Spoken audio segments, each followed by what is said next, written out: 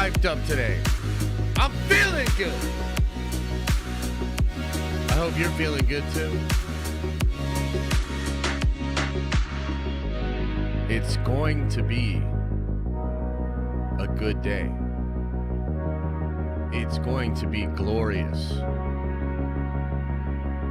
We've got a lot to get into today, ladies and gentlemen.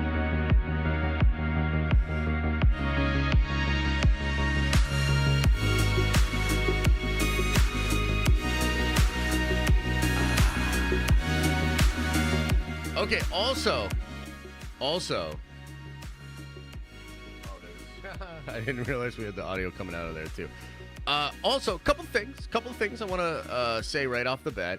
Number one, everybody's got to let the Twitch people know. Okay, you got to let the Twitch people know. We're not live on Twitch right now, and I feel really bad about it. The reason we're not live on Twitch is because we were messing around. We're trying to get like the emojis in there. We were messing around with a couple of different things yesterday, and it locked me out of Streamlabs. I didn't find out until literally just 2 seconds ago when I started the stream. So if you are a Twitch member, man, I apologize. I know you guys like being over there, and we're trying to get stuff fixed up for you. I figured it out right as I was about to go live. I couldn't fix it. I didn't want to be any more late.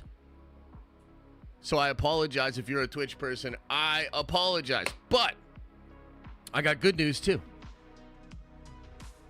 I've got good news. I've got good news for the Twitch people and for everybody streaming everywhere else, and mostly for me. Mostly for me. You're not live on Twitch. I know, I just said that. Rossi says, I was watching the image stream from last week so I get caught up before tonight. Dope. That's awesome, man. That's awesome. Rossi gifted a membership too. Appreciate it, brother. Okay, so yeah, somebody's got to let them know. Yeah, I'm sorry, Twitch people. I'm sorry.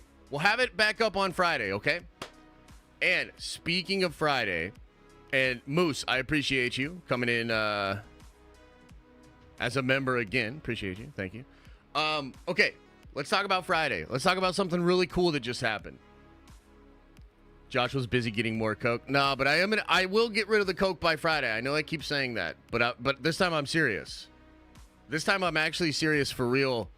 100% no cap. Yeah, man. I'm probably 20 plus hours behind on Josh streams. Oh, I can catch you up real quick. I'm excited about Star Wars again. God damn it, I hate Star Wars. I might not ever cover Star Wars again. Oh, new Superman suit. Oh, now Superman suit looks like shit. There you go. Now I got you back. Okay. Or caught you up. You guys, listen. Nobody's listening. Everybody's throwing all this stuff at me. Listen, Linda. Listen. Marvel Overwatch. Okay? Marvel Overwatch. Marvel Rivals. By the way, I don't think calling it Marvel Overwatch is a dig. I don't think calling it Marvel Overwatch is like mean. I think that's good, actually. Like, that's what it is. Like, Overwatch is, was a very big game. So, anyway, the new Marvel Overwatch game, Marvel Rivals, they have a closed beta happening soon. And I checked this morning, and I got a beta key! Let's go! Let's fucking go!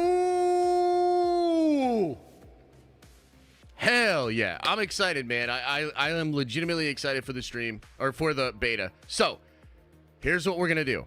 Yeah, there's no NDA, so I can stream it. I mean, I believe I can stream it. I got to double check, but I'm pretty sure I can stream it. Because there's no NDA. Right? So, here's my plan, okay? I want to stream on Friday, and it's probably just a Marvel Rival stream. I have to figure out my multi-stream thing. I want to get another PC in here. So I'm running off 2 PCs so I can like play and not have to worry about the stream. Yeah, the beta's only for PC. So I'm going to be doing that on Friday for a long stretch. I don't know exactly. I think it starts maybe 10 a.m. Maybe it starts at noon. I'm not sure. But It's only for 10 days. Okay? And I'm going to stream Friday, and then I think I'm going to do a stream on Saturday as well. I think I'm going to do a Saturday stream for Marvel Rivals also. And I know a little bit about the game, but later on in today's stream, after we go over the many topics that we have to go over today, we got to talk about The Rock and Apocalypse. We got to talk about Kevin Feige out there talking his shit. Yeah, there's several things I want to go over today.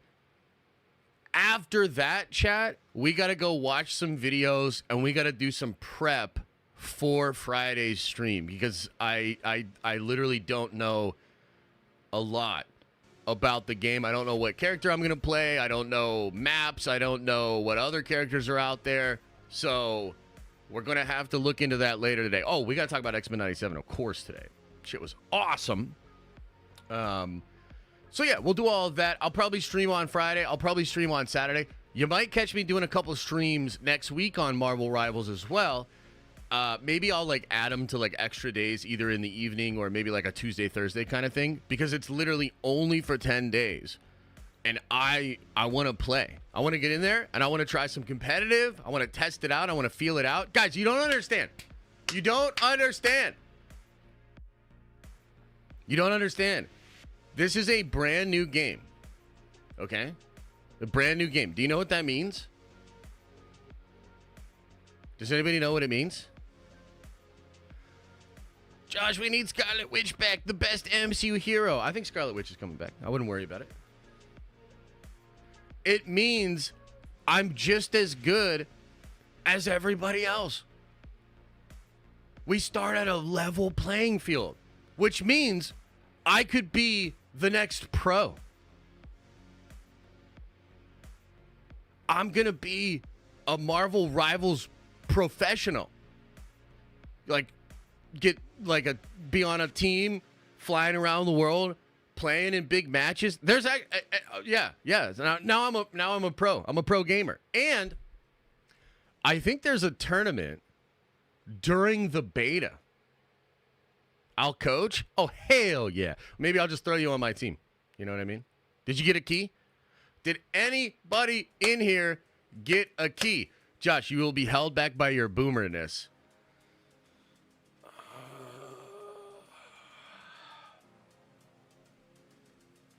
Maybe a little. You know, let's just be honest. I am a little bit of a boomer. So maybe a little bit. However, I think Overwatch, even though it's a fast-paced game, it's a team-based game, a strategy-based game, and if you can do a role really well and have good comms, and also too, not to get all crazy on you guys, but a lot of you guys underestimate my gaming skills. I'm just gonna be real. You know, there's an underestimation of my gaming skills. You know, just because like I played a couple of games on stream and sometimes I'm not the best, you guys think I don't have skills. That's not true. Okay? And I've been saving all of my gaming skills for the right time. You know? And maybe this is that right time. You know?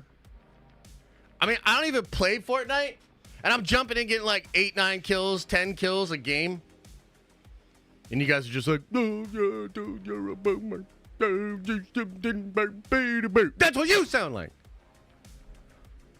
So, yeah, it feels good. It feels good to be a professional gamer level talent. You know? Like I'm just kind of coming into my own as this new professional gamer kind of vibe. 10 kills one time don't count, Papa Jet. Oh, you mother suckers. That's it. Now I got to show you. And later in the stream, we'll take a look at this game because I know fucking nothing about it, basically. So we need to do some studying up. What game are you the most talented in, best at? Probably Halo. I think Halo is probably the game that I've played the most over the years. So, like, if you're a big COD player, right? Like, you know, there's all kinds of different versions of COD, but it's kind of all the same. And so if you've been playing COD your whole life, you probably jump into COD and like you could jump into the newest one and you have, I don't want to say necessarily an edge, but like you kind of get it, right? And you can get in there and play. I'll tell you a game that I'm not good at, and that's Apex. For whatever reason, I've never been able to kind of like put it together on Apex. I've done decent, but like I've never walked away from an Apex session and said like, yo, that was crazy. I had some highlights. Like, no. No. Halo, though, I could put on a clinic. Halo, what the hell? Halo, I have certainly had some great Halo highlights for sure. Halo, whoa! You asked. Now everybody's hating on Halo. My game is Dead or Alive or Marvel vs. Capcom. That's awesome, man. I've played a lot of Marvel vs. Capcom, but I wouldn't say I've never been naturally good at fighting games. You know, I tend to button mash a little bit. I don't like take my time to like learn the combos, learn the breaks, learn, you know, push block and different things like that.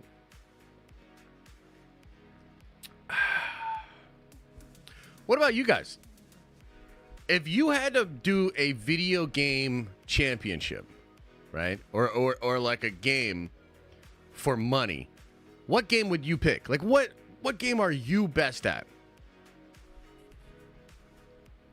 You know what I mean? Like if we rolled up and we just had all the games, which one would you say like, yo, that's my game? Space Invaders? Space Invaders cool. Halo 3 all day. Yeah, dude, Halo 3 was that game. Madden or FIFA? Oh, dude, I have a buddy that plays a lot of FIFA. Man, FIFA is maybe the worst game to play against really good people if you're not good. Holy shit, FIFA, man. That is an irritating game to play if you're not good at it. My God.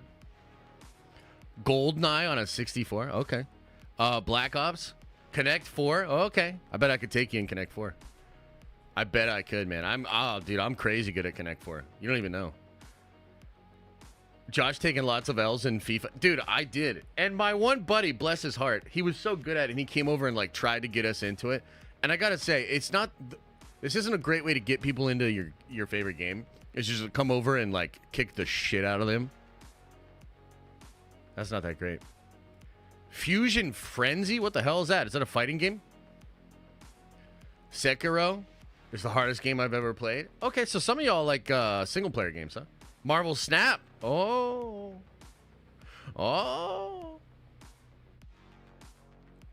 Chris says, bro, I get into a really nice flow state in Rocket League sometimes. Yeah. I got close to being decent at Rocket League, but I gave it up. Like, I had just started to kind of figure out flying. I had a couple of buddies that were, like, stupid good at that game. But, yeah, dude, it's crazy how you can get into a flow state in games. I can get into a flow state in Halo for sure.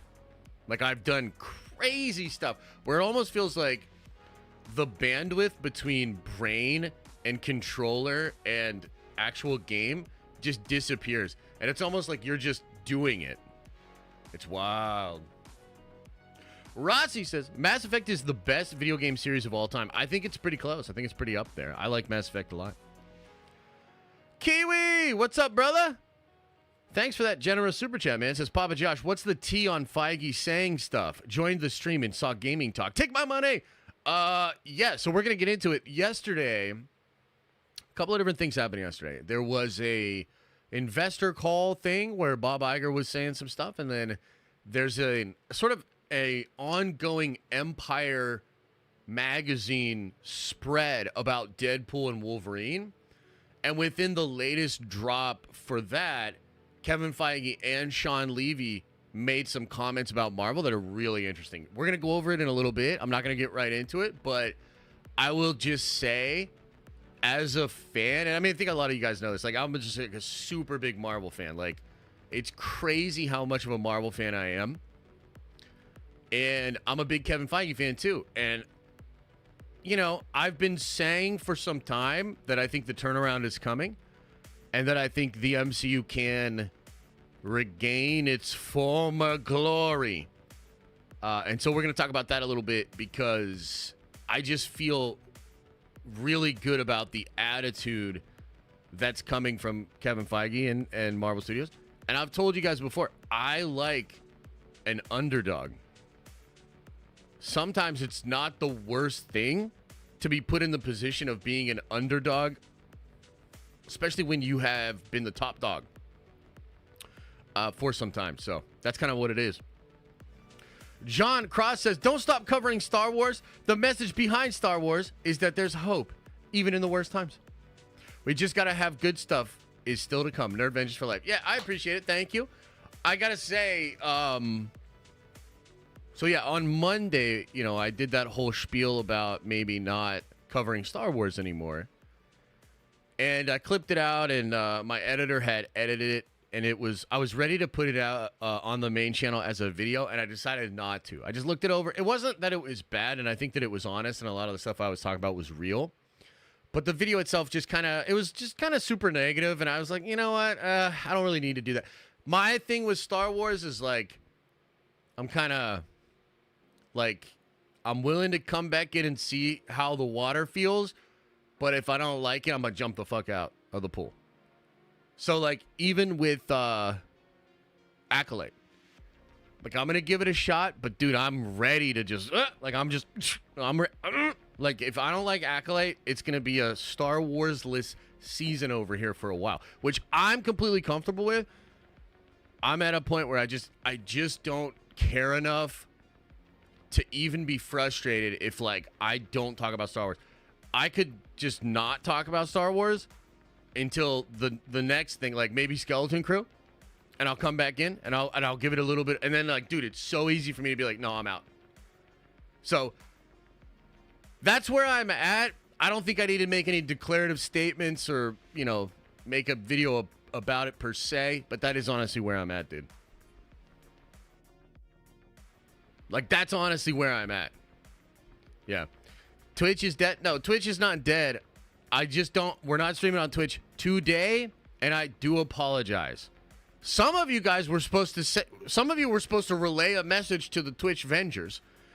I don't know if you guys are doing your part, but yeah, we'll be back on Twitch on Friday. It's just some bullshit happened right as I was going live. But how? But how what? Can't stop thinking about X-Men 97. Let's talk. Oh, my God. I can't wait to get into the X-Men 97. I want to talk about it. I want to gush about it. And then I want to watch Paul's breakdown and steal his homework again. And we can talk about all the things he brings up and whatnot. But, man, what an episode. How many of you guys watched X-Men 97 already? Holy shit, bro. Why dude, the show doesn't have to go that hard. I feel like every week I'm like, okay, yeah, no, this is pretty good. This is pretty good. And then they just go fucking nuts. Like, there was some shots, man, at the end during that conflict at the end of the episode. I was literally like, oh, my God. Like, I remember screaming out loud, being like, oh, my God. Like, it's so beautiful. Such great animation. Ugh. Incredible, man. Incredible. I'm excited. Okay, Zach says, X-Men 97 was better than ever as usual. Isn't that crazy that that's true? I found the new Superman suit at Goodwill. I hope Gunn doesn't find out. Nerd Vengeance for life. Yeah. Should we talk a little bit about the Superman suit? Y'all want to talk a little bit about the Superman suit? Michael Real, thank you so much for the 10, man. Says, do we even know anything about this Skeleton Crew show? No comment. You've honestly got me more hyped about Marvel now. KK is Star Wars is dead. Look, man.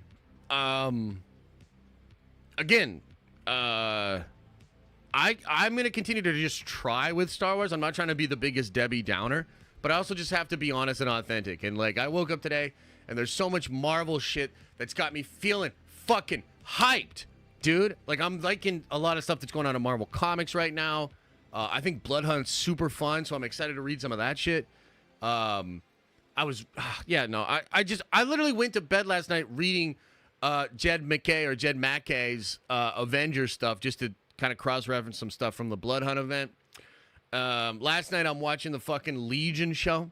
with Elisa. The show's incredible. If you've never seen Legion, guys, oh my God. Legion's maybe one of the best Marvel shows we've ever had, and it's kind of slept on. During one of the episodes last night, I deadass said to Elisa, I said, now do you see why I couldn't get as hyped about Moon Knight as everybody else? And I'm not trying to... Because some of Moon Knight is really good. You know, some of Moon Knight is incredible. But after you've seen Legion, you look at what goes on in Moon Knight, and you're like, it's like a watered-down, not as good version, frankly. But that's because Legion is a masterpiece. It is a masterpiece. So anyway, we're watching that. I wake up this morning. I get the email that I'm in the Marvel Rivals beta. I'm ecstatic, bro. I go to watch X-Men 97 with Liam and Elisa over breakfast. It's fucking fantastic. Like, I'm sorry, Star Wars, you are not doing any of this for me. You're not doing any of this for me. I'm not trying to be rude, but it just is what it is. I'm being taken care of as a Marvel fan. Dead ass. Like, I'm just being taken care of. X-Men 97 is mind-blowing. You know, we've got this new Marvel Rivals game I'm very excited about. Doom 2099, Marvel Overwatch, Doom vs. Doom. Fuck, man. Like, do you see what I'm saying? So it's like, I'm not trying to be that guy that's like, oh, Star Wars, like, meh, meh, meh. No, I'd actually rather just stay in the happiness and some of the excitement and the hype of being a Marvel fan right now.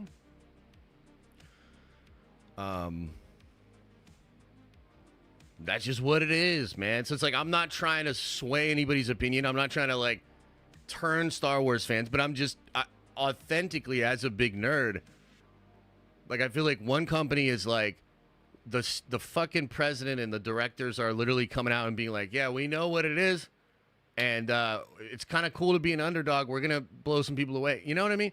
Like, that's the mindset over there. And then the mindset over with KK is like, I hope you enjoy Act Like, because if you don't, I'm going to call you bad names. And also the Rey movie's coming, and you better get excited. It's just a different vibe. It's just a different vibe. Right? So, yeah. Okay, so the question about Skeleton Crew. What do I know about Skeleton Crew?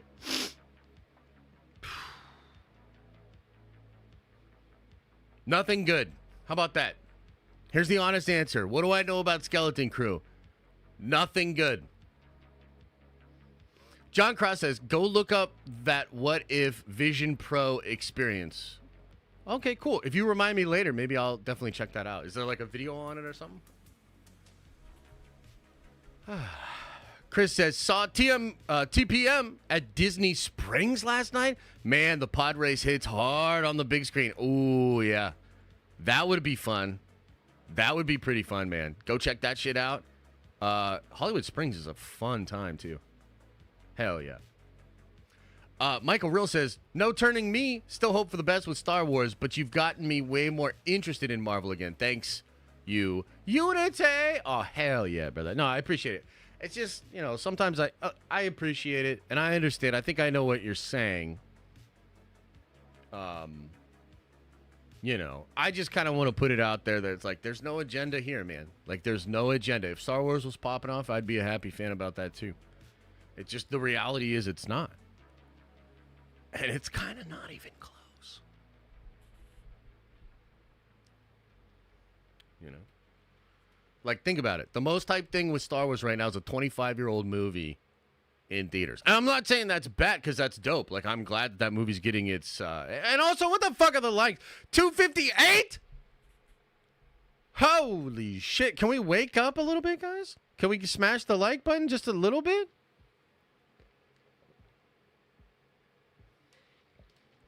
So, again, we don't need to, you know, dog on Star Wars. Like, my thing is, I just hope they figure it out. You know what I mean? Like, I hope they figure it out. God bless them. I have my doubts. I've put my criticisms out there. So. Have I tried watching Kaiju number 8? No, but it looks great. It's awesome and so funny. Dude, I've seen some of the art, and it looks brilliant, man. Looks brilliant. So maybe we'll check it out sometime. Maybe we'll check it on out. Okay, so let's go over a schedule here. Let's talk shop. So first thing I want to say is, again, I apologize to the Twitch Avengers.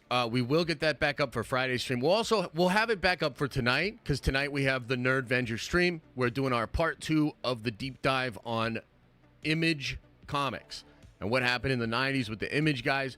So we're going to dive a little bit deeper into some of the relationships, some of the things that happened tonight. That's at 7:30. If you're a member, come on by for that. If you're not a member, you should really consider being a member. Number one, it's the best way to support the content. I really appreciate it. Also, you get a bunch of cool shit, not just all the fun emojis and the badges and stuff like that.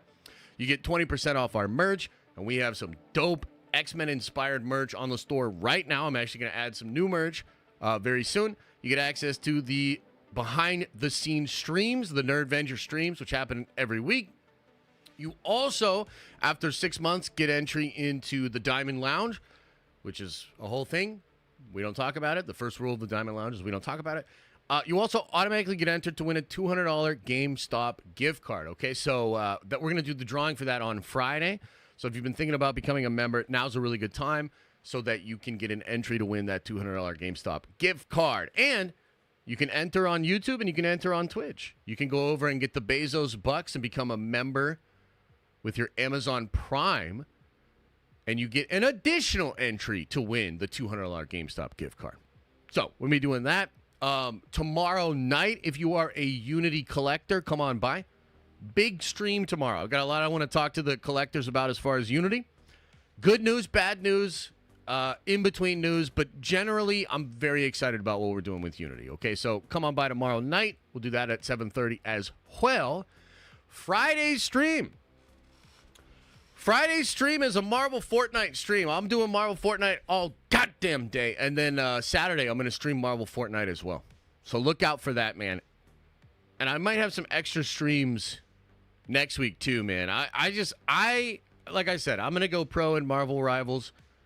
I'm the top Marvel Rivals player in the world right now. Ranked number 1. And so later today, after we go over all the other stuff, Marvel Fortnite, dude, I saw some leaks for Marvel Fortnite. I saw some, dude, the Marvel event. Apparently Doctor Doom is the main villain. How come nobody told me? How come nobody told me? Marvel, the next Marvel Fortnite event's going to be dope. Okay. But regardless of all that, Friday and Saturday, we're doing Marvel Fortnite, baby. Woo! I'm excited. Also, did any of you guys get in to the closed beta? Any of you guys get in? No news today? Oh, we've got a lot of news. We got news, baby. Don't worry. We got some news, baby. I thought Marvel Rivals on Friday, not Fortnite. Yeah, it's Marvel Rivals. Nah, I'm no beta, says Fems. Oh, okay. Interesting, because, you know, your name's Fems and everything like that. Late to the poll, but my game would have been Super Mario Bros. 3. I can make it to World 7 without dying. World 8 sucks, though. Dude, that's crazy. That would be kind of fun to just kind of kick it and watch. Like, that would be kind of a fun, like, everybody's chilling in the living room. This dude's, like, going nuts on Super Mario 3. That'd be kind of fun. Doctor Doom was a part of the original Marvel Fortnite season. Really? Wow. I didn't know that. I didn't know that. Well, that doesn't happen until later, you know. It's based on my last name, Josh, I promise. Hey, look, it's all good. It's all good, baby.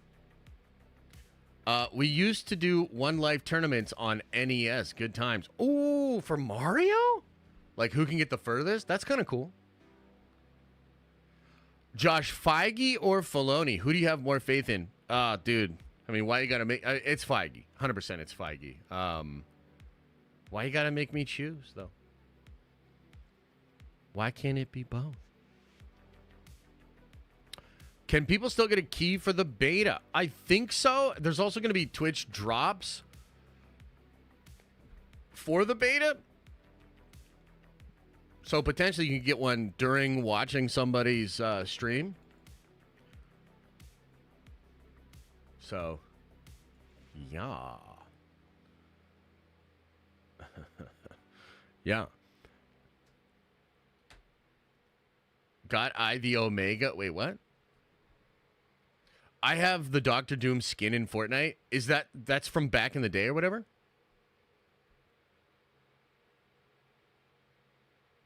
Yes. Lou, that's interesting. So Lou says here with a $5, WDW Pro talking about changes in Star Wars. Big role for Luke in Mandalorian and downplaying of the sequel trilogy. Not sure if I believe if KK is there. Well, I will tell you, with all due respect to Pro, I never believed his report about no Luke Skywalker. I was hearing the opposite of that years ago. So I've been pretty consistent. In fact, we actually got into a little tiff on Twitter because I guess he was really upset. It was a couple of years ago after Book of Boba Fett, I think. And Pro was reporting that they're going away from Luke. And I was like, bruh, no. No. Luke you're getting more Luke than ever, is what I was told. So, if he's hearing now that that's the case, that's good. That's good. Did I hear about the drive-by that happened at Drake's house? Yes, I did. Yes, I did. That's kind of crazy, man. That's kind of crazy. I don't know. I obviously, that's bad. I don't think that's something that anybody wants. Obviously, somebody does want it, though. So, yeah, kind of crazy. Wait a minute. How do I say this? Obi-Wan can blow me.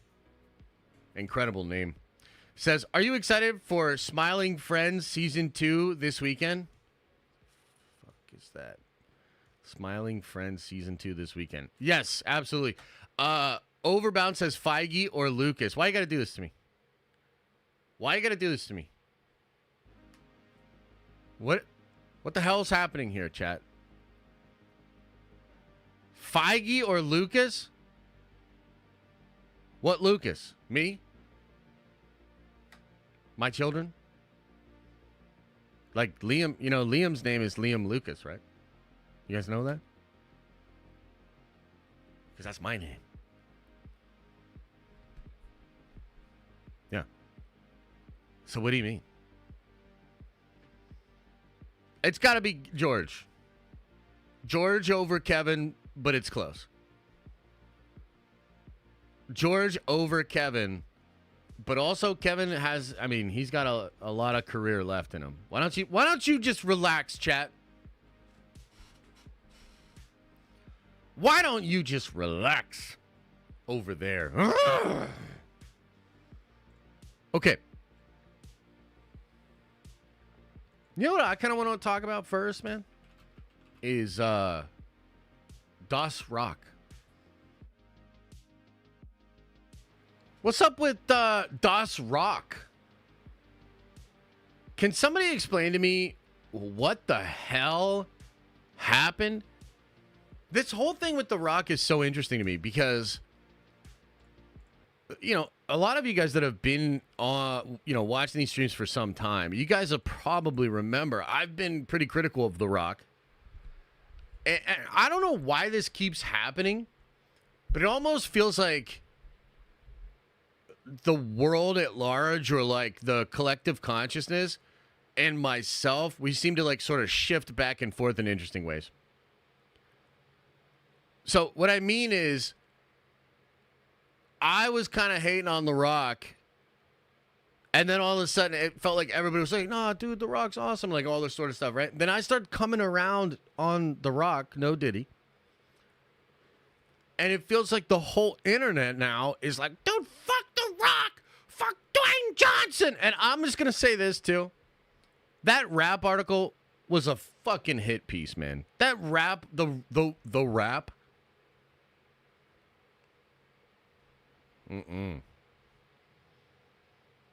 Like, it just, come on, man. It just, all of a sudden, we start getting Rock hit pieces. Rock was 7 to 8 hours late, then peed in bottles and shit. It just, I don't know. Pissing in a bottle is too far? Oh, hell no. I'll pee in a bottle right now. Dude, I just don't care. I don't care about that. What, dude, the world is so fucking weird, man. Like, what do you mean? So you read an article in the Wrap that The Rock was late and peed in a bottle, so he can't, let me check my notes here. Play a comic book villain in a fucking movie? Like, what's going on here? Have we, like, we've really left the station, huh? Like, I just don't understand all this ancillary stuff. That like, why does that matter at all? Like, what the fuck are we talking about here? You don't gotta go to the set and clean out his bottles. Like, what the fuck? Like, I don't know. Like, is it the Joe Biden thing? Like, Rock came out and said, like, yeah, I probably shouldn't have endorsed Joe Biden. And now it's like, now we're getting hit pieces and now we're getting, like, all this kind of shit. Is that what it is? Like, it just feels weird, man. And as somebody that's just kind of, like, sitting back, like, I'm kind of Team Rock these days. Like, I'm kind of Team Rock, dude. I thought, like, what he did with the wrestling thing, I thought it was awesome. And some of the shit that I see online is so weird. Where people are, like, just bringing up the stupidest shit to discredit the Rock's ability to play a comic book villain. You know what I mean? Like, I don't know. It just feels weird. Like, the energy is so mixed on Rock, and you've got people bringing up all this stuff that, like, it just, frankly, doesn't seem to matter at all to me. So anyway, let's talk about it. What the hell am I even talking about, chat? Well, let me get this pulled up for you. Because I'm Team Rock on this one. Oh, hell yeah. Let's get it. Oh, this is 2 images here? Okay. Okay, so let me get this.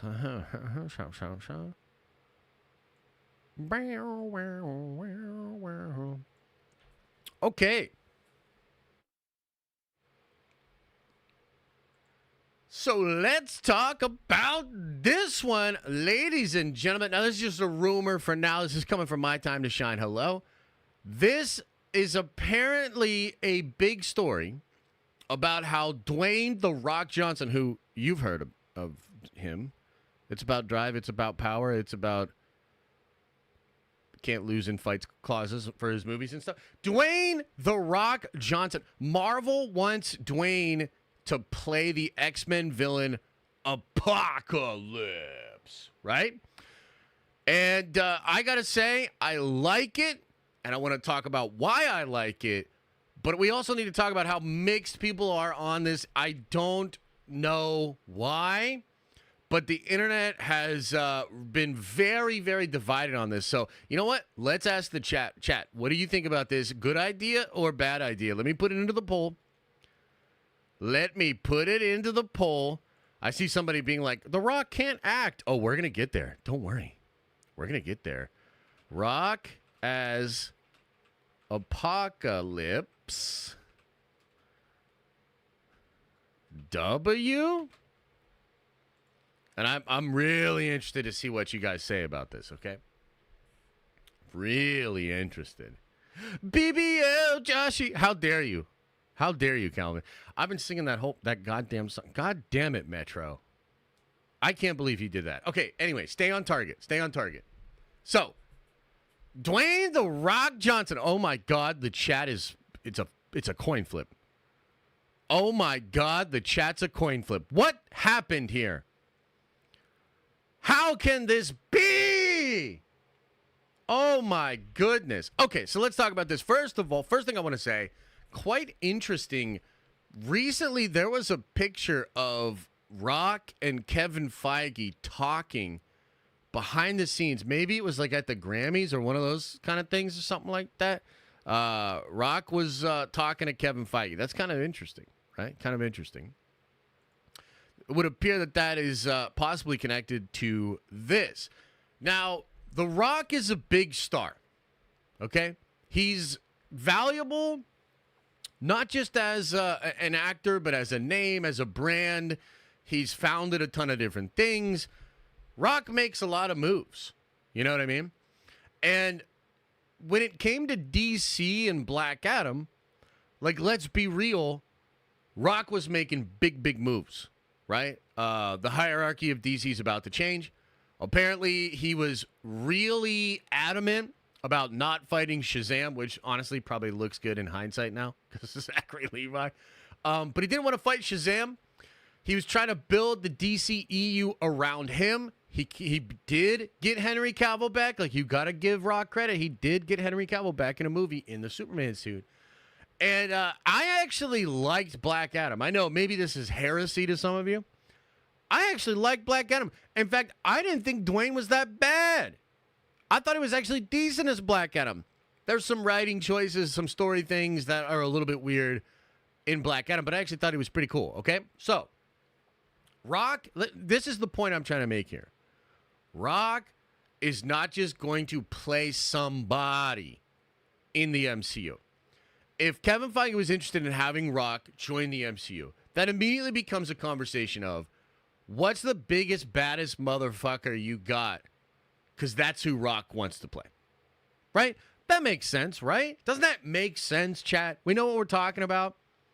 He's not just going to come in and be somebody. He wants to be somebody high profile. That makes sense, right? And from Marvel's perspective, too, I feel like if you bring Rock in, you can't just bring the Rock in. It's got to be something big, something meaningful. You know what I mean? I actually think he would have been brilliant as Hercules. Like, you could have brought him in as Hercules and done Thor 5 with Rock and... Oh, my God, it would have been amazing. But they already went a different way with that, right? So, if that's what it is, right? And you've got Rock, he's like, I need to be somebody big, bad.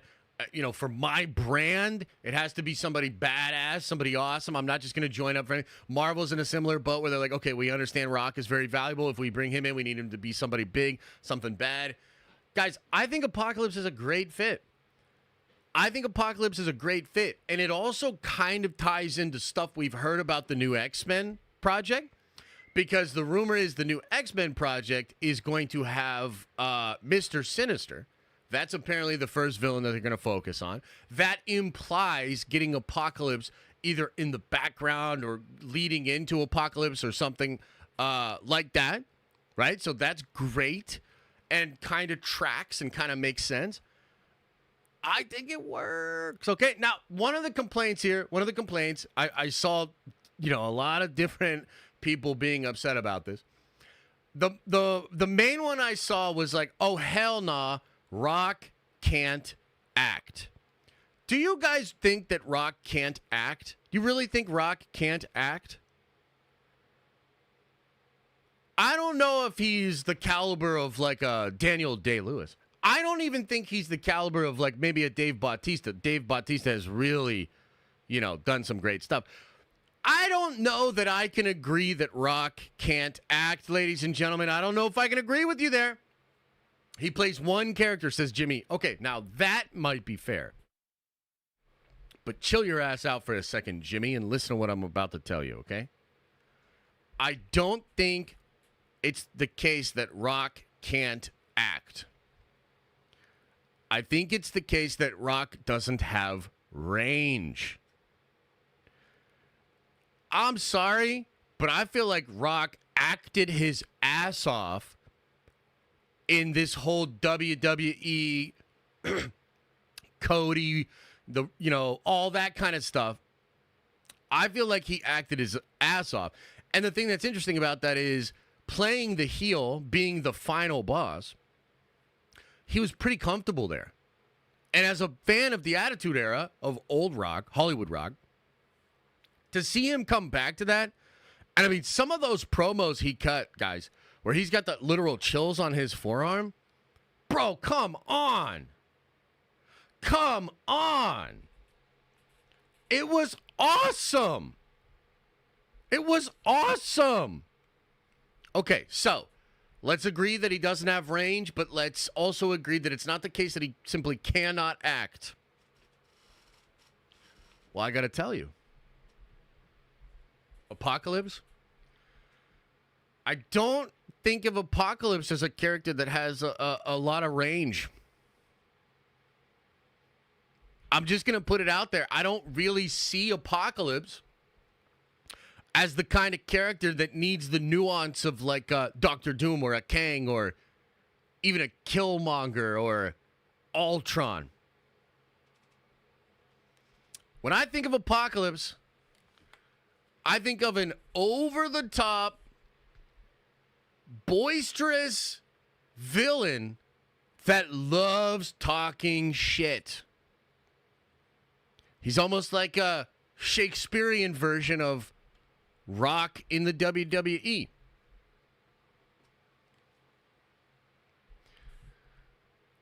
I think Apocalypse is a physical role. Maybe not in the sense of like he's actually getting it in and like actually punching people and stuff like that, although he does and he has in the comics. But I think more in terms of physical acting. The way he stands, the way he walks, the way he talks, the way he points. Actually feels pretty similar to wrestling to me. That's what Apocalypse is. Apocalypse is the final boss of the X-Men. Apocalypse is the heel for Xavier's children. So I think what's being ignored here is the fact that this feels like a great fucking fit, dude. This feels like a great fit. I think it could be so cool because if they're going to do this, they're going to go big with Apocalypse. You know, 4 Horsemen, maybe even time travel craziness, maybe even connected to Kang or something. I don't even know. There's all sorts of ways and possibilities they could go with this. But I really genuinely feel that Rock would be brilliant as Apocalypse. He could be great in the actual role.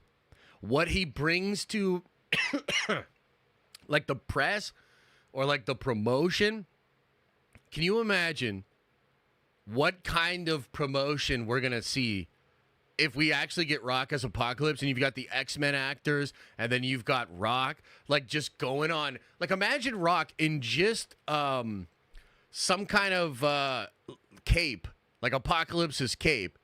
And he's in the fucking gym that he never leaves, right? And he gets on there and he's like, I tried In-N-Out Burger for the first time 7 times ago. Here we go. And he's cutting a promo as Apocalypse, pointing at the camera, telling he's going to fuck the X-Men up. Bro! Come on! Come on! Rockpocalypse! It sells itself. The Rockpocalypse is here. Come on, man. Come on.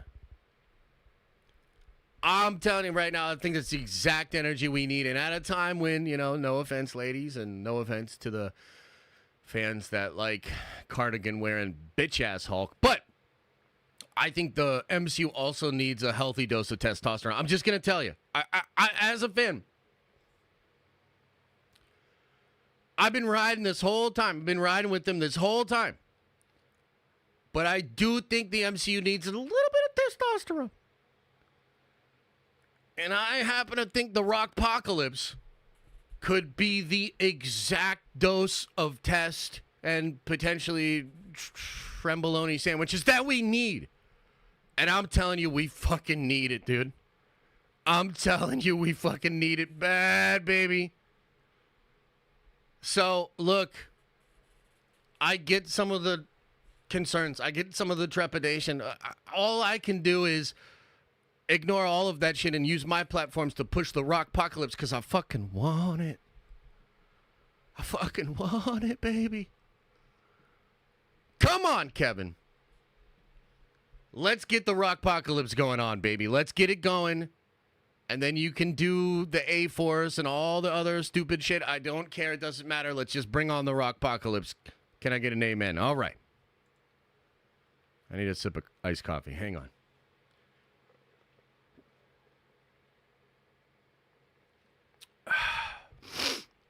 We're cutting fucking promos for the promos. It's unbelievable. What a time to be alive. Okay. So now that I've said my piece about the Rockpocalypse, is everybody ready to change their mind and agree with me? Or what's going on here? What are we doing here? No?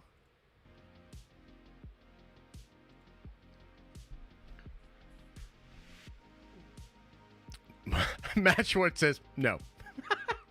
The homie GPA says no. Denko says nope. You lost the plot, Josh? No? I'll fight you till the end on this, Josh. What? Okay, so what's your problem then? What's your issue with the Rockpocalypse? Not a damn chance, says Sly J. Oh my God. Well, can we have a conversation about it? Why not? You made me change my vote. Hell yeah. He is an Egyptian.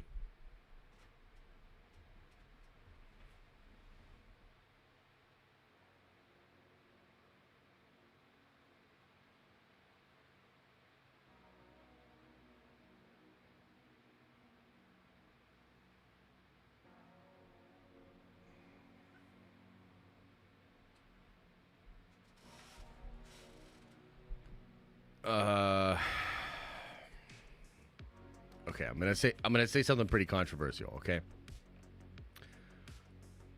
He could act like he was.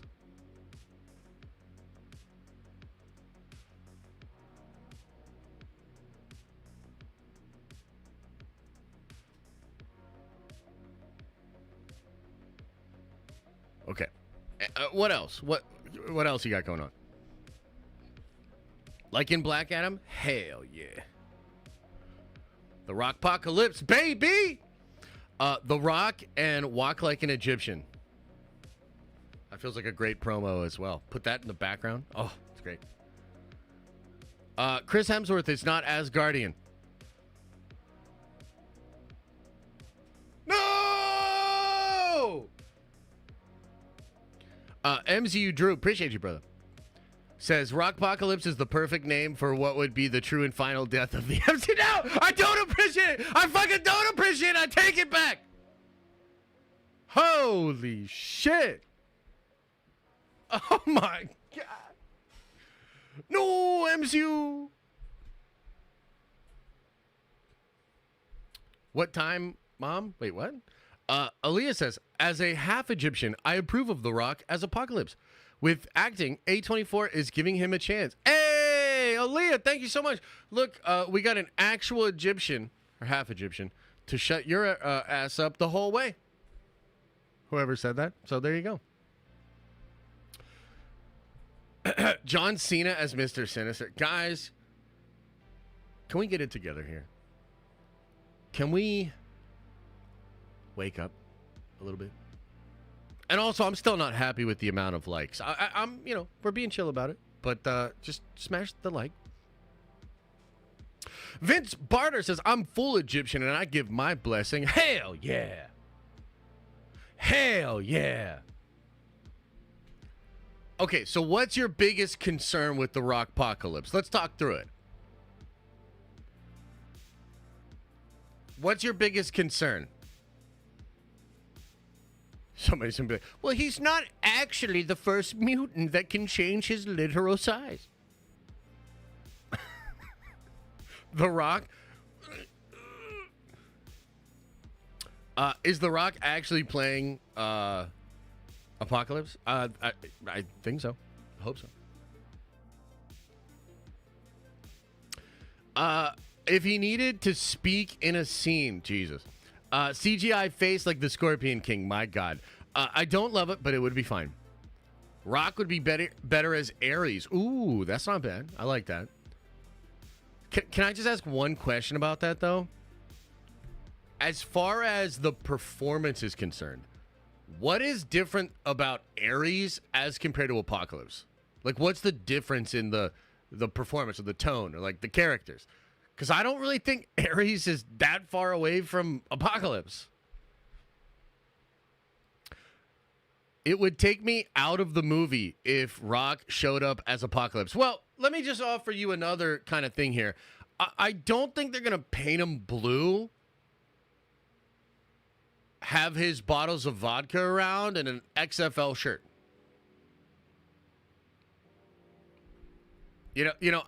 I just think maybe they would use like makeup and costuming and you know what I'm saying? So, are you saying this just to grind people's gears? No, I'm trying to have a conversation. I want to know why you guys are so against it. Rossi says, if you could play any comic villain, who would it be? Well, besides the S-tier Green Goblin. God damn it. Who would I be in a Marvel movie? Maybe the Maker. Or like a variant of Doc Strange. That's like, yeah, I don't know. Something like that. Evil version of Doc Strange or something. Which one of the four horsemen would Kevin Hart play? That's a great question. Let me think about that.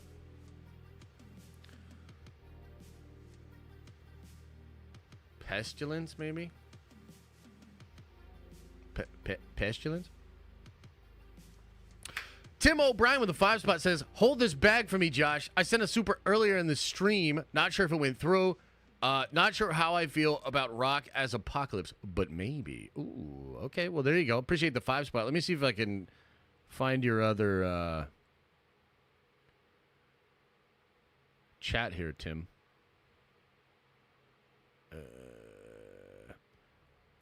Yeah, it looks like I missed a couple here. J Fifth says, took my 9-year-old son to see Phantom Menace last weekend. It was my first Star Wars movie in theaters, and now his. Kind of surreal and special. Dad things, you know. Oh, hell yeah. That's awesome, man. Good for you. I'm going to get something like that going on. Liam's just a little bit too young. Oh, okay, Tim. Yeah, sorry I missed your 10 spot here, brother. It says, Halo is my favorite game and the game I'm best at.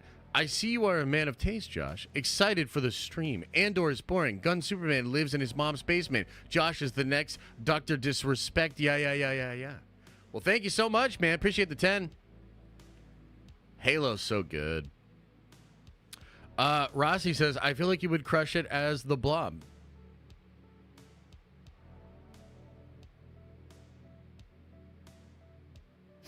I'll have you know I'm losing weight. I'm almost under 230. That's right, chat.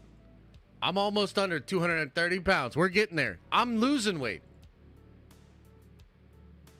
And yes, this is a double XL shirt.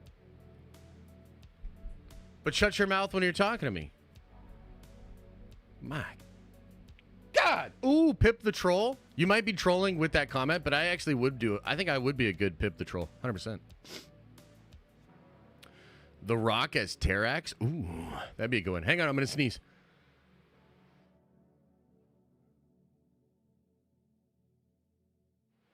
Okay. What's the goal? I'd like to be like close to 210. If I can get close to 200, oh my God, that would be awesome. If I got down to like 200, it would be great. I'm 235 and I wear XLs comfortably. Yeah, I wear XLs too. This just happens to be a double XL. But is Mickey Rourke still alive? He could be a good Apocalypse. I don't know. That's like a brain pretzel you just put me in, because now I got to think about Mickey Rourke, if he's alive, and also I don't know how to answer that question. The Rock as Psycho Man. Josh, Apocalypse would be like CGI like Thanos, though, right? It's possible. Yeah, it's possible. I could see it being that. Yeah. Missed your 10? My bad, man. What's your name here? Dano? Okay, let me see here.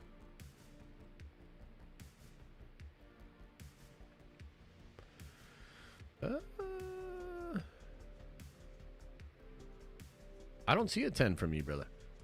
I see a 10 from Kiwi, Tim, Michael. It would pop up yellow for me if there was a 10 in here. I don't see it, brother.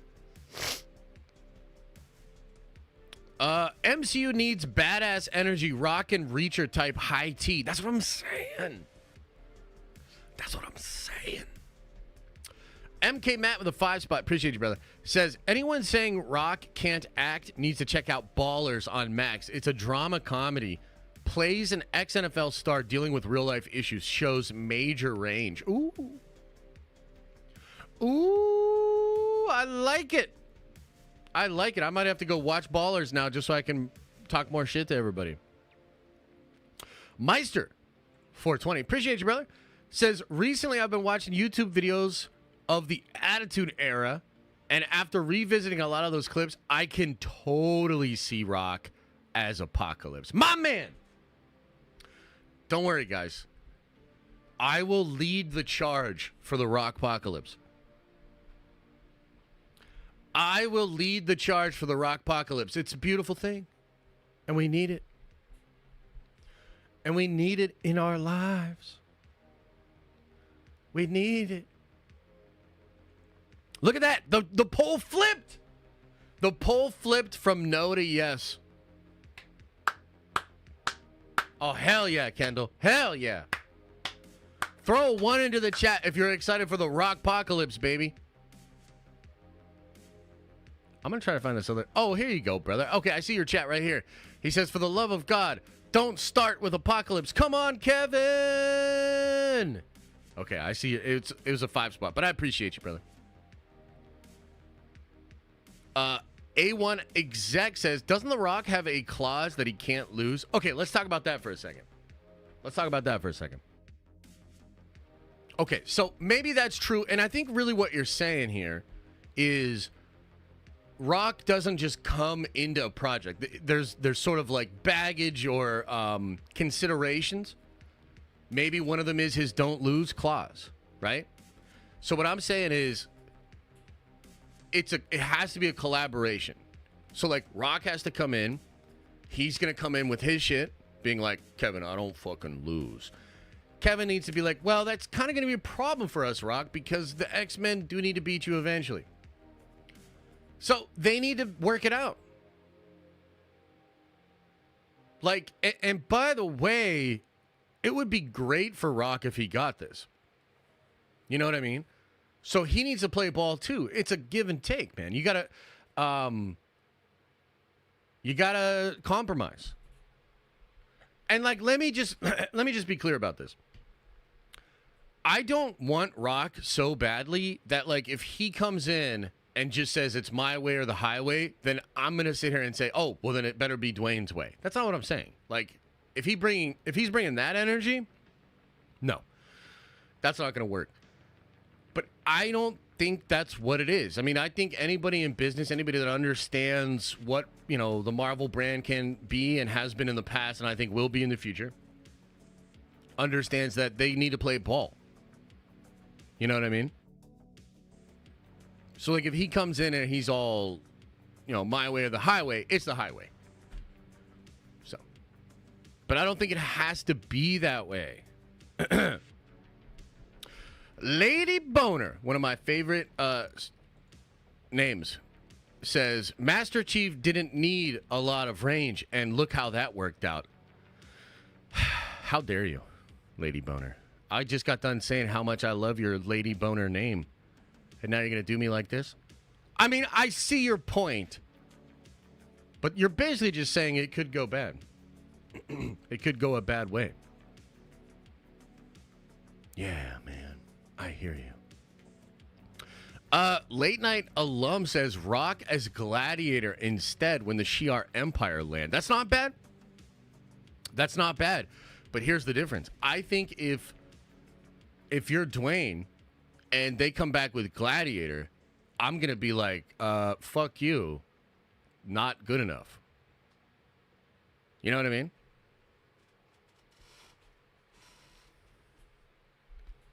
Like, that's what I think. Like, that's what I mean. It's like, it's not a good fit. Apocalypse is a good fit. The Rockpocalypse is a good fit. Remember when The Rock was out here saying F Marvel? Oh, yeah. I do remember that. But that's when he was... I mean, he spent 13 years... I'm pretty sure it was 13 years trying to create Black Adam and do DC. They turned around and gave control of the whole fucking studio to James Gunn. And you know how I feel about that. Can you imagine how The Rock feels? Wait a minute. I've built businesses. I'm a founder. I'm a producer.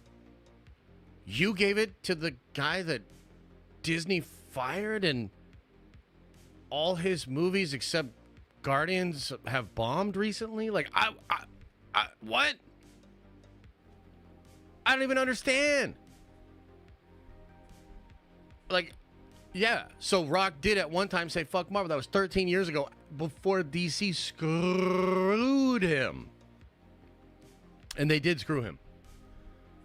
Make no mistake about it. They did screw him. Seb says, I think the MCU needs to stop hiring megastars. Downey, Hemsworth, Evans are not huge names when they got to the MCU. And there's a reason that works. I would tend to agree depending on the character. You know what I mean? Like, I would agree depending on the character. And also, like, I just think the Apocalypse thing is a good fit with Rock. It's less like, oh, that's a big name. We need a big name for Apocalypse. Like, that's not what I'm on. I'm on, oh, shit. Hollywood Rock as Apocalypse? That sounds fucking dope. Bro. Like, do you know what I'm saying? But I understand your point, Sev. I mean, I think it's a fair point. Okay, let's see here. You would make a great Pip the Troll. Thanks. MCU needs badass energy. Bring Rock, Reacher, High Tea. Hell yeah. Let's see here. Recently, I've been watching YouTube. I already went over that. That's great. Dan says, the thought of the MCU X-Men with Apocalypse makes me nervous, to be honest. Well, let me just ask you this. Would there be any X-Men thing that they did where you wouldn't be nervous?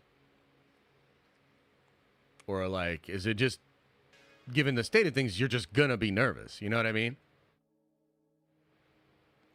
I think that's a fair question. Johnny Tsunami, I love that name, says, you look good, bro. Did you see my other super? Let me see here. What did Johnny Tsunami say? Real talk, though, Bautista's a better choice, in my opinion. Bautista actually has great range. Bautista's, like, surprisingly great. I don't know if I would see him as Apocalypse. You know who Bautista would be great as, though? Maestro Hulk. Oh, man. Bautista as the Maestro Hulk? Oh, my God, bro. Dude. That would be cool.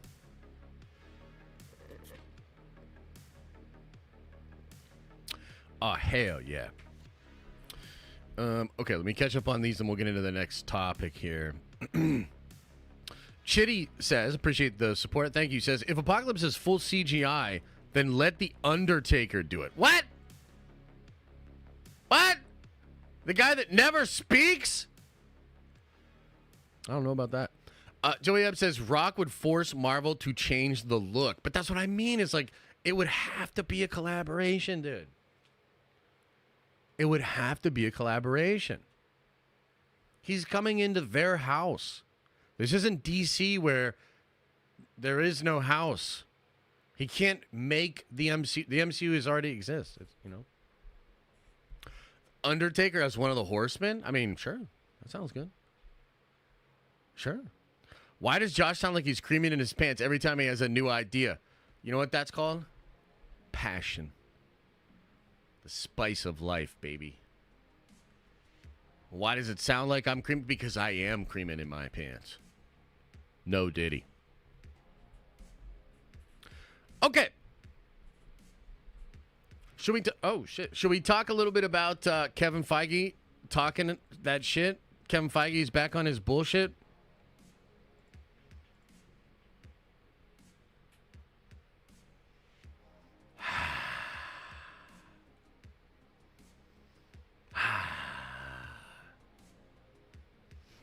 We'll talk some Kevin Feige. Then we'll do X-Men 97. Then we got to study up on Marvel Rivals. Orange Grove 55 says, we need a Den of Nerds video on Kendrick Drake. No, we don't.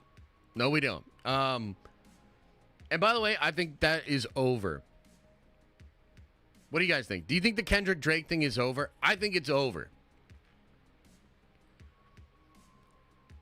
I think even if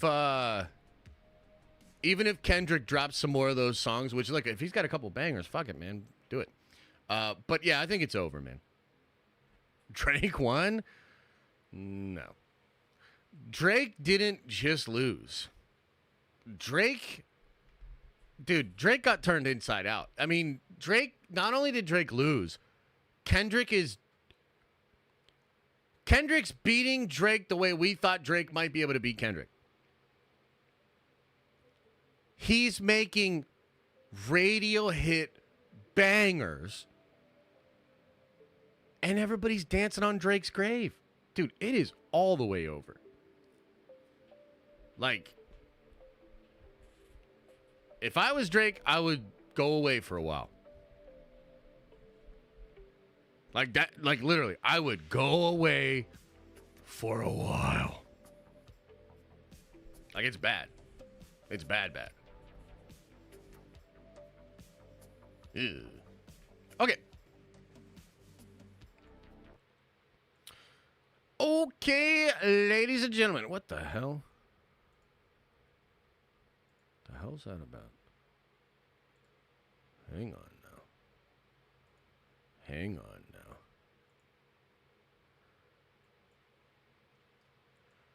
Okay, let's talk about this one, man. This got me pretty hyped up yesterday. Comments coming out there from Kevin Feige and Sean Levy, which will make sense in just a second here. But comments coming out about the state of Marvel. And as a fan, a lot of this stuff got me really excited. Now, the ironic thing here is this headline really started to make waves. And it says here, Kevin Feige says you'd have to live under a rock not to know that the last few Marvel movies have failed to ignite the world in the way that so many did. Now, the ironic thing is here, he didn't say that shit. So if you actually read in the interview, it's Sean Levy that actually says that. However, Feige is basically matching that energy. And some of the other stuff that Kevin actually says in this interview gives you an insight into his state of mind. So I want to read this. I want to break it down. I want to explain to you why, as a Marvel fan, just hearing this and just feeling that, like, this is the energy that they're going to start to bring, and that underdog mentality, it gets me pretty excited. So here we go. It says here in this, and this is Empire. Empire continues to roll out these little articles here where they're breaking stuff down. Oh, and also, hang on one second, guys, because I need to adjust this a little bit.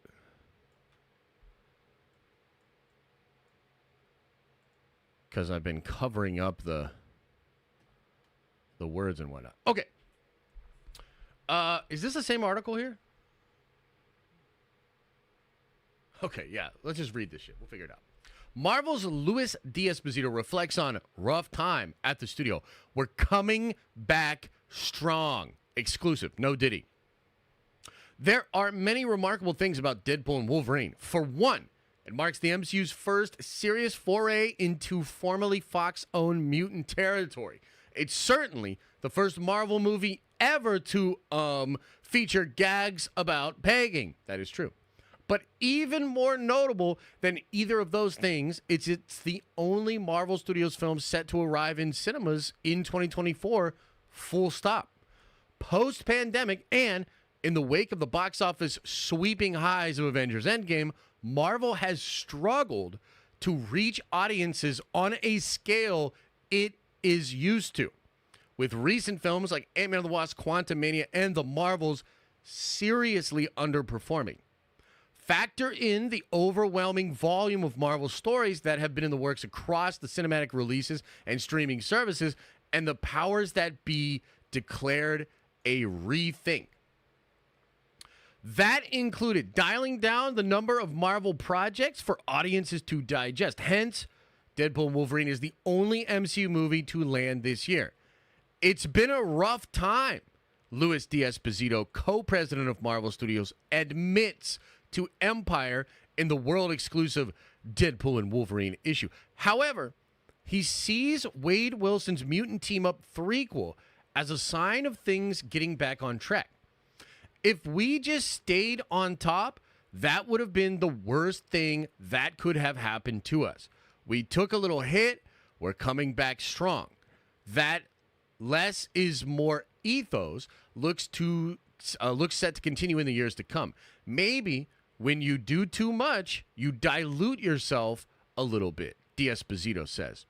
We're not going to do that anymore. We learned our lesson, maybe 2 to 3 films a year and 1 or 2 shows, as opposed to doing 4 films and 4 shows.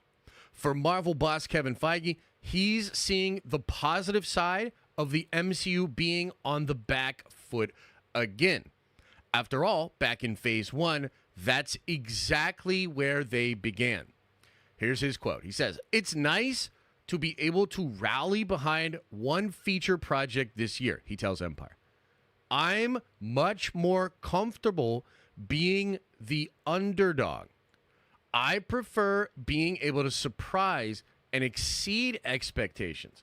So it does seem like the last year, which has not been ideal, has set us up well for that."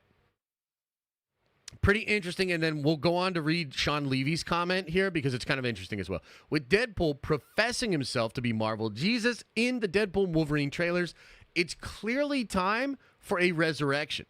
Some of the lines that Ryan and his writers and Sean worked on have taken on more of a meaning, concedes Feige. For director Sean Levy, he's ready to bring a completely different flavor to the MCU, and it might just be exactly what's needed. You'd have to be living under a rock, not Dwayne, but you'd have to be living under a rock not to know the last few Marvel movies have failed to ignite the world in the way that so many did, he says. That's Sean Levy. You see how people confused it with Feige's quote, though? We do come along at an interesting time, and we are decidedly something different. Whether it is of messianic proportions, time will tell. In Deadpool, we trust. Okay, so those comments came out yesterday. They kind of went all over the place. I was excited to hear them myself because, again, I'm somebody that really believes in Kevin Feige, believes in Marvel Studios. And at this time, right, when so much is changing, and Deadpool and Wolverine is clearly a movie that they know they have something really good, and it's coming at just the right time. Into last year when they delayed Captain America, because remember, Captain America 4, like, there were a lot of delays happening. There were already things happening at Marvel. Then we had the writer's strike. So it seemed like that just made things even worse. Although, ironically, I think it gives Marvel Studios a little bit more time to, like, kind of take stock of everything. This was around the time when they decided to remake Daredevil and delay Captain America, delay Thunderbolts again. A lot of us thought the writer's strike might make it so the only Marvel movie we saw this year was going to be Captain America. Because Captain America had been filming for a long time. It was actually surprising when we found out Deadpool and Wolverine, which at the time we thought was Deadpool 3, Deadpool and Wolverine, that's going to be the movie in 2024. Everything else was pushed into 2025.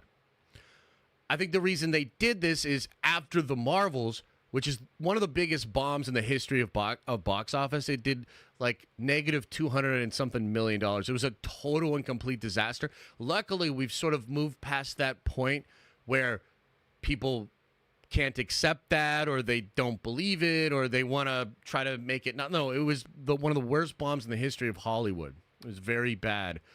Quantumania also bad, but after the Marvels, you want to come with something very strong. You know, you want, as far as from a programming perspective, you want to have something, a big hit, something that a lot of people can get hyped about. Okay, so that's what Deadpool and Wolverine is.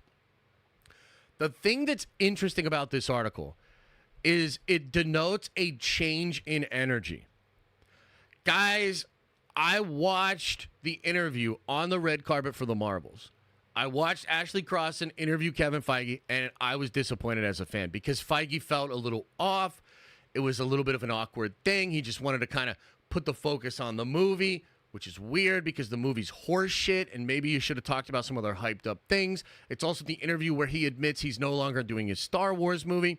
So as a fan, right, like I'm watching my guy, my GOAT, interview, and it's like a little sloppy. It's, you know, it's kind of like maybe how Drake fans are feeling right fucking now, right? So I was just not about that energy. And I was a little bit concerned that the public perception and maybe the boilerplate of Marvel Studios was going to just be like, oh, well, we have a, you know, this, and now it's really awesome, and not admit what's wrong. And this feels like the first time I've personally seen on a big public stage Esposito, Feige, and Sean Levy admitting that things were bad. They were on top. Now they're on the back foot. Now they're the underdogs. And that's a place and a space that they feel comfortable in. You know what I mean? So, as a fan, to go from the energy I saw in the Captain Marvel red carpet interview to this, oh my God. I'm feeling much better.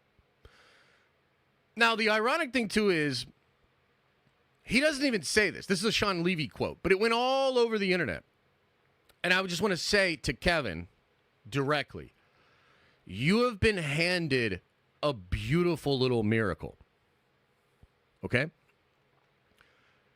The whole internet just misquoted you, and people liked it. The whole internet just misquoted you, and they were praising you. So what that means is you got to see what will work. You can now approach San Diego Comic-Con and all of the rest of the interviews and promotion that you do, and you now know what will resonate with the fans. If you just hold the L and tell us that you're back to business and you feel comfortable as the underdog and you're about to blow people away, that's going to resonate. Okay? And I love the fact that they're admitting some of the jokes that Reynolds is talking about are going to hit even harder. That implies he's making fun of Phase 4. Making fun of Phase 4, which we will all laugh at. Because it's better to laugh than cry. So that shit's hype. I love the attitude. I love the energy. I hope they take from this interview and just go with it. I think at San Diego Comic-Con, I want to hear this kind of energy, which is a little bit of like, yeah, things haven't been going great. But now we're super motivated to get back to that place where we're setting the world on fire again. I mean, Marvel is so big. Marvel has earned this kind of crazy, unique spot where the Sean Levy quote is talking about how you'd have to live under a rock to know that Marvel hasn't been lighting it up lately. That's true, but they've earned such a place in pop culture that they're still the most talked about thing. I mean, that's the point he's making. Like, don't miss it. Don't get it twisted. He's saying everybody knows what's going on with Marvel lately because they're still fucking Marvel. And even though things have not been good, they're still the most talked about, the biggest. They earned that. And I think that's true. So for me as a fan who really does feel like some good changes are happening behind the scenes. I don't think every single thing's going to be exactly catered to my sensibilities as a fan. That's okay. I'm talking about the Fantastic Four movie. Still don't fucking know about that shit. But the point is, if the overall direction is better and we're getting much higher quality and just more fun, that's very good. That's a very good direction for Marvel Studios. And I think it's something that could truly carry like just a lot of water for the brand because I think it resonates with fans. So this, even though it's just a couple of comments here and there, I feel really good about this. By the way, again, I'm going to have to do that thing again. We got to compare this to Star Wars, okay? And we're not going to dwell on it, okay? You know what I'm saying. Think about this energy here with them coming out and saying this. These are the biggest people at Marvel right now on the biggest platform for the biggest movie, and they're saying this. And then think about the people at Lucasfilm and think about what they are saying about the current state of Star Wars, okay? And we'll leave it there. There's a reason why I generally think Marvel has a chance to turn this around, and I have faith. And when it comes to Star Wars, let's just not talk about it. So there you go. Let me know what you think. What do you think? Chat. Chat.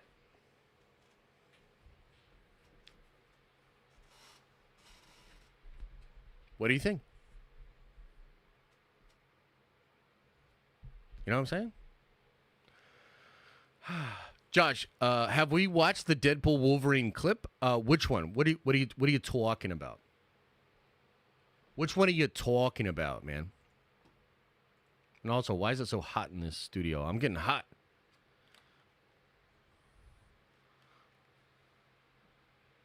Come on, air conditioner thing.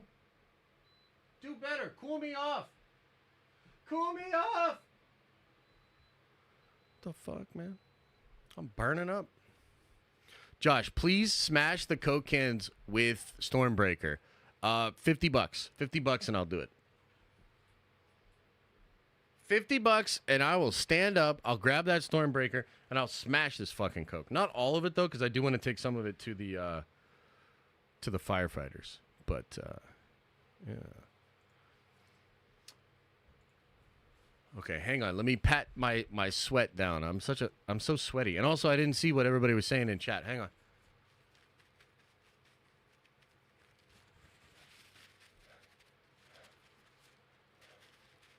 Oh God.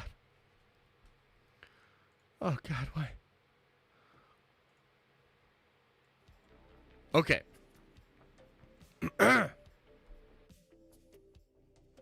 Yeah, what are you talking about? I thought it wasn't Coke. I thought they were full of pee-pee. How dare you, Lady Boner? Still a cool name, though. Josh, Feige needs to be like, they're saying we're washed. We're through. I say it's time we shut the doubt up. Yeah, no, something like that would be cool. Look, I want that kind of energy, too, though. You know, like, real talk. I want that kind of energy. Like, it's okay to admit where things are at. But, like, I want Kevin to come out on stage at San Diego and basically say, like, yes, things are, you know, what they are. In the last couple of years, we've had some misses. But we're fucking cooking. Secret Wars is going to blow your fucking minds.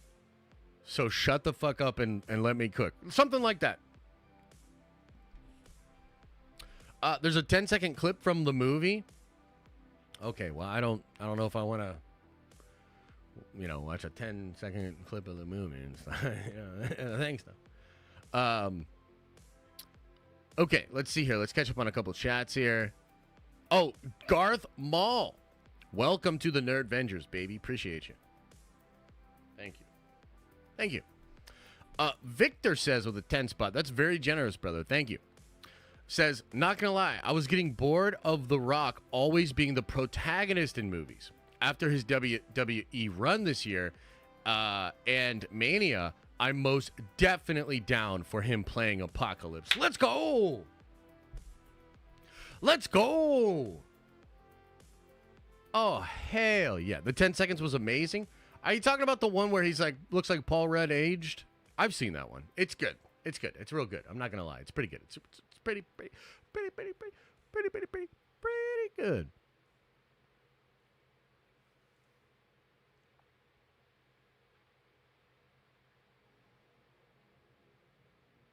Wait a minute. Greg Capullo's not doing the new X-Men book? What's he doing then? What the hell? I just got mad distracted. Henceforth, you shall be known as Garth Mole. Yeah, so don't come at me, Josh. What do you mean? I'm not coming at you, bro. I'm not coming at you. What you mean? I'm not coming at you. It's nothing but love and peace, baby. Love and peace. Peace and love. Okay, we got to talk X-Men 97. And then we got to do some research on Marvel Rivals. Oh, I'm so excited to be playing Marvel Rivals, dude. Like I said, if you just came into the chat, you know, maybe you weren't in here before. So there's a new Marvel game coming out called Marvel Rivals. It's essentially like Overwatch with Marvel characters. And I got into the beta. And I am now a pro. I'm going to be a professional at Marvel Rivals. So this Friday, I'm going to be streaming Marvel Rivals all day. If you want to come watch a professional gamer with a brand new game as I take over and become the Michael Jordan of that shit, come on by Friday. Like this would be like being able to go watch Michael play in high school. This is the start of my story as a Marvel Rivals professional. So we'll be streaming on Friday. We'll be streaming on Saturday. So come on by for that. Yeah, I'm a professional now. You missed my $5 Star Wars Super Chat. Sorry, Rossi. Let me see here.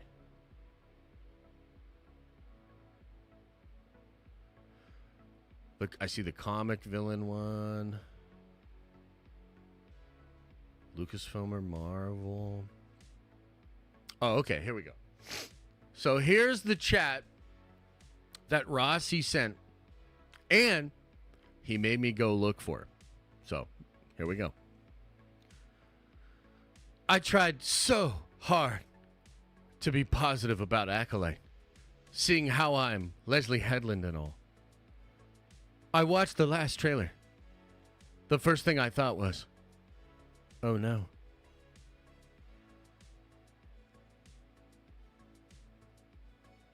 Jordan was cut from his high school team. I don't think you want to watch that. God damn it. You know, he wasn't cut because of a lack of skill, though. He was cut because of a lack of teamwork. He was entitled. And he wouldn't work as a team. But yes. It's difficult there being the best there is, Den of Nerds. I know. It's crazy. I'm the best there is at Marvel Rivals. Because the game's not even out yet. Nobody's played it. So I'm the best. I just you guys are gonna see, you know. And there's a tournament. We're gonna go over this more later when we actually research it. There's a tournament. I'm gonna win that tournament. So I'm gonna win that tournament, and then it's gonna be big news. YouTuber becomes pro at new Marvel game. World peace achieved? ? That's the headline. Yeah, man. Yeah, man. Stream it so we can all cheer you on. Hell yeah, I will. I will, and I'm super excited for it. Hell yeah. DPS, support, tank, or main? We're gonna talk about that later because I want to deep dive. We're gonna spend a couple hours. I don't because I think Iron Man is DPS, right? I will be honest with you. I kind of feel like I'm going to be a Doctor Strange player. I feel like Doctor Strange, from what I saw, he's like a zoner, but he's also a tank. Right? Like, isn't he? He's also a tank. And then Hulk has the highest health in the game. So like I don't know. We're gonna look at that later. We're gonna figure it out. Magneto's a tank too. Hot damn! I didn't even know that. Okay, cool. So we'll go over that a little bit later. All right. So I think we should just watch Paul's breakdown of X-Men 97. Is there any questions y'all have about X-Men 97 though? Is there anything you want to talk about before we watch Paul's breakdown? I loved this episode of X-Men 97. And by the way, I'm just going to put it out there. I'm not the first person to say it, but this is where I'm at. I think we're getting Onslaught. 100%. I think we're getting Onslaught. I mean, we got some Fatal Attraction stuff, which kind of leads into that shit. But I really feel like we're going to get Onslaught now. And I can't believe it. It's crazy. But that's awesome. Yeah. So good. Hey, Kaz, appreciate you, bro. Wait, you haven't seen it yet? Is that what you're saying? Haven't seen it? Ah, man. I wish you had seen it, man. It's really good, bro. It's really good. There's only been one, like, okay episode. I think that was episode 3. Other than that, this season has been fire. Nothing but straight fire. Yeah. Okay, let me get Paul's video pulled up and we'll react to this, okay?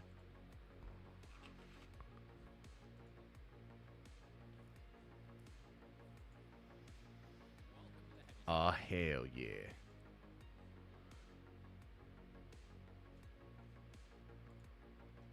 Oh, hell yeah.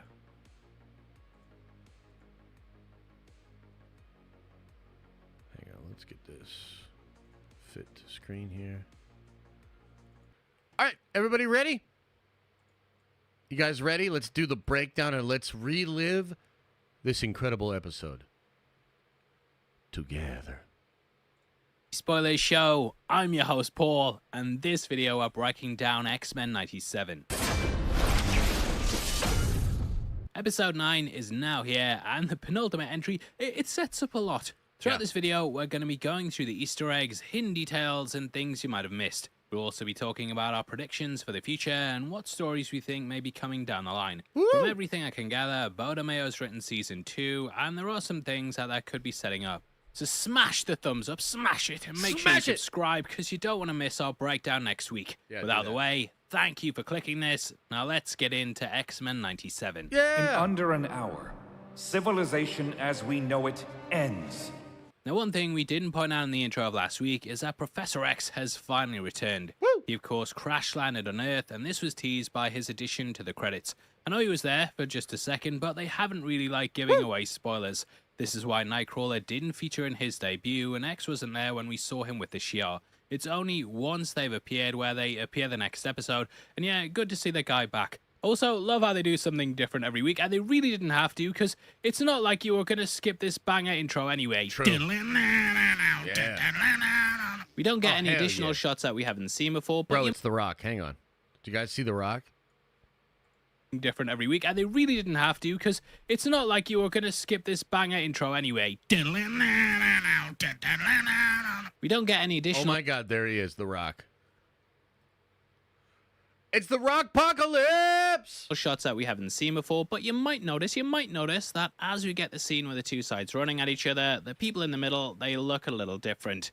They are now Prime Sentinels, which is such a cool change-up. After the title sequence, we cut to the dawn rising on a new day, and Professor X waking up. His wheelchair's beside his bed, and we learn that the character can no longer walk. The Shi'ar armor fixed it for him, and this is why he needs the chair for the rest of the episode. Magneto looks out over some ships, and we see Bastion walking through his hometown.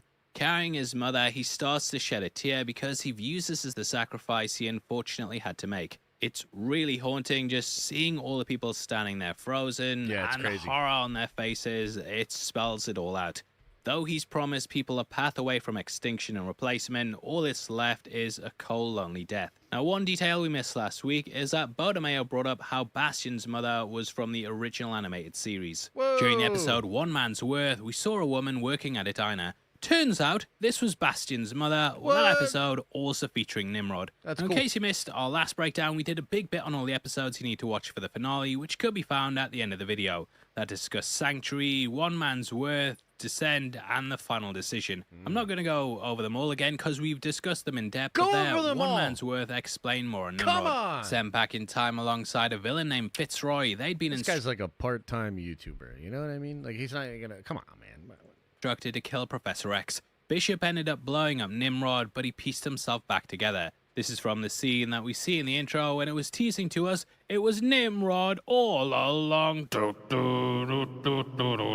He pulled himself back together like the liquid metal Terminator, with a time travel assassination also riffing off of that. True. We now know that his programming entered Bishop's father, and this is how Bastion was born. It's a big change up from the comics, as that had Nimrod being reborn as a human. This was after being passed through the Siege Perilous, in which all life forms were judged by the higher powers of the They just simplified it because it's comics, and it's crazy. universe. Bastion's programmings what affected his subconscious, and this is what spurred on his hate for the mutant. By the way, Bo DeMayo, big Zack Snyder fan, and he's been talking about that a lot. So Zack is the blueprint, if you didn't know, and I don't want to hear no shit about Rebel Moon. Okay, here we go. Also wonder if that Professor X assassination mission is going to come back into it, and this is what we're going to get for that big final episode. Nimrod's original program is rooted deep within him, and having that as a driving force makes a lot of sense. Now, that list of episodes could also hint that Gambit's still alive, as he was thought dead during Sanctuary. He bought time for the X-Men to escape, and though they thought he was gone, he did return at the end. And as for Gambit, Robert Comics Explained brought up how he might have become Death, the destroyer of worlds. Not the literal Grim Reaper, but rather one of Apocalypse's four horsemen. Oh my God, it's the Professor X did see him as a skeleton, and I think this would be a big way to take things. We then cut to Jubilee and Roberto being chased into an alleyway. This is symbolic for the pair, as it's something that both have done during the intro. The original series had Jubilee getting stopped by a chain link fence, Raz 97, it switched it to Roberto. It's such a clever way to bring these two iconic moments together, with the friends of humanity now bearing down on them. All right, Paul. Okay.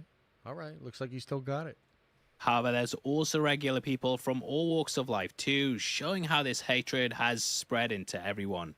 And at this point, Professor X literally dusts off the old chair, which makes this a pretty iconic moment. He's rebuilding from the rubble, which we also see in the case of Magneto, who lifts up the rocks. With Jubilee and Roberto, a storm rolls in, and this is what breaks things up. And we also get Forge in his classic costume too. In the original series, he debuted in Days of Future Past, where he was an older man. This elderly version next appeared in Time Fugitives Part 1 and 2, where he still works sending Bishop back in time. It wasn't until Cold Comfort where we'd see him as a younger man when Iceman brought him before the X-Men. That's the suit that he wears here, and it of course also popped up during the intros. Cutting to Bastion, taking his mother home, you can also see the tears on her face showing it's an agony. His picture from last week hangs above the bed, and it foreshadows what's to come in the episode. I love it all being set up here, and it's such a creative way to take things. Now back at the mansion, we see Magneto Vandolph says, Bo needs to rewrite Rebel Moon. You're not wrong. being put in charge hasn't gone down well, and they've berated Xavier for making... Yo, that would actually be lit. But it's all about those extended cuts, baby. You know what I mean? Here we go. him the heir. However, he said he wanted Scott and Jean to have a life away from the X-Men, but Scott spells out that fate always pulls him back in just when he thinks he's out. In the comics, Scott becomes a sort of twisted leader, and I can't wait to see the arc that they do with him down the line. It's an incredible story, an incredible Storyaverse, you could say. This video is sponsored by Storyaverse. What the Storyaverse is a new app for edgy animated shorts. They are the next evolution of comics and graphic novels in a new read-watch format for those who love a good story in animations. What? Storyverse works with creative writers and animators from all around the globe, making sure every story feels different and original. What? And it's not just one type of animation. They completely mix it up. You know, you can get 2D, 3D, anime, loads of different styles depending on each individual artist. On Storyverse, there's something for everyone, and no matter what you're into, you're gonna find an amazing story for you to read and watch through. Okay. Best thing is that all of the stories are exclusive to Storyverse as well, so you're not gonna find them anywhere else. My favorite one at the moment is Lucky Find. It's a 13-minute read. Why, it's set in a dystopian future. No matter what you're minute. into, you're gonna find an amazing story for you to read and watch through.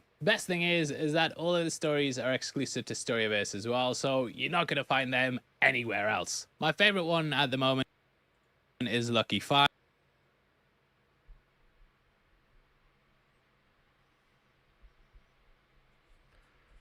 His favorite one at the moment.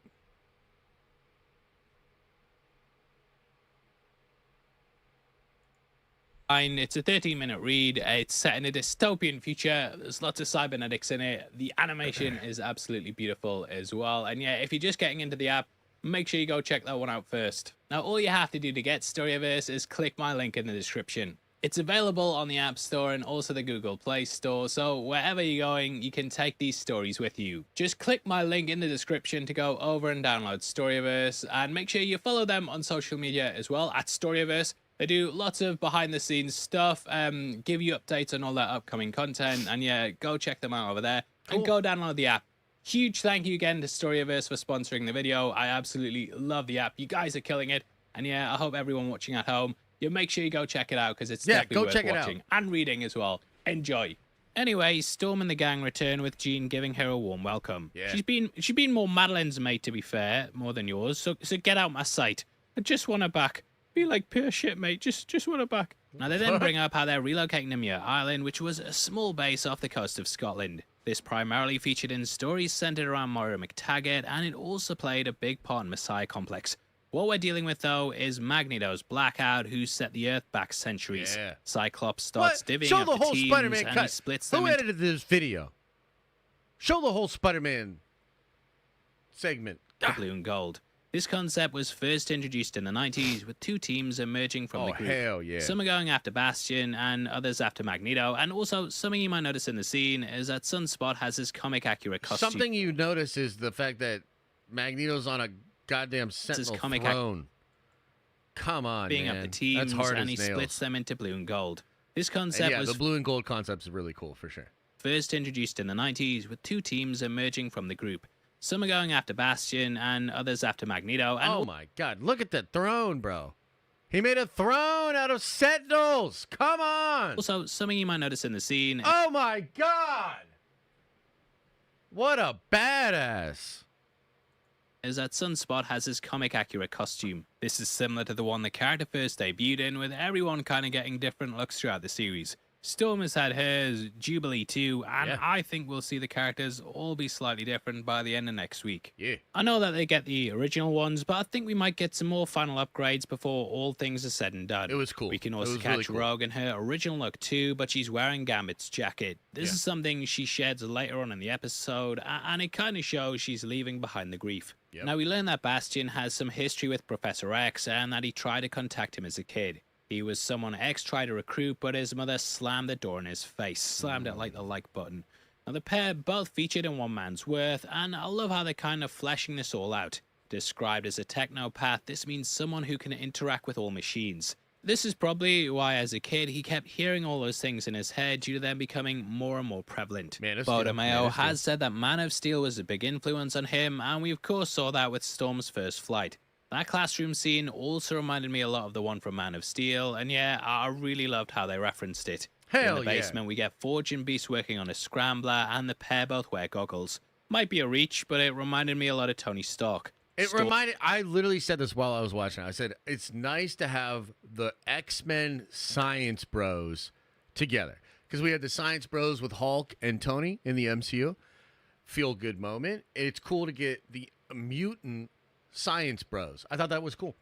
Storm doesn't want to go this route though, because she's seen firsthand how damaging this can be. It's kind of an episode about rebuilding and going in new directions, which we also see echoed in Rogue.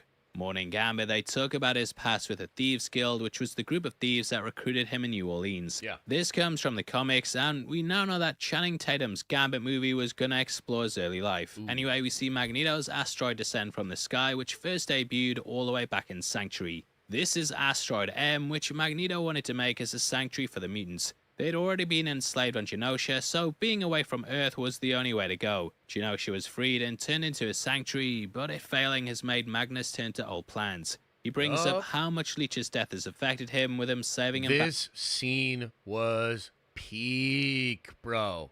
Oh my goodness. Loved this scene. Back in episode 2. Episode 5 was where we saw him die, and he talks about how the mutants can't work with the humans.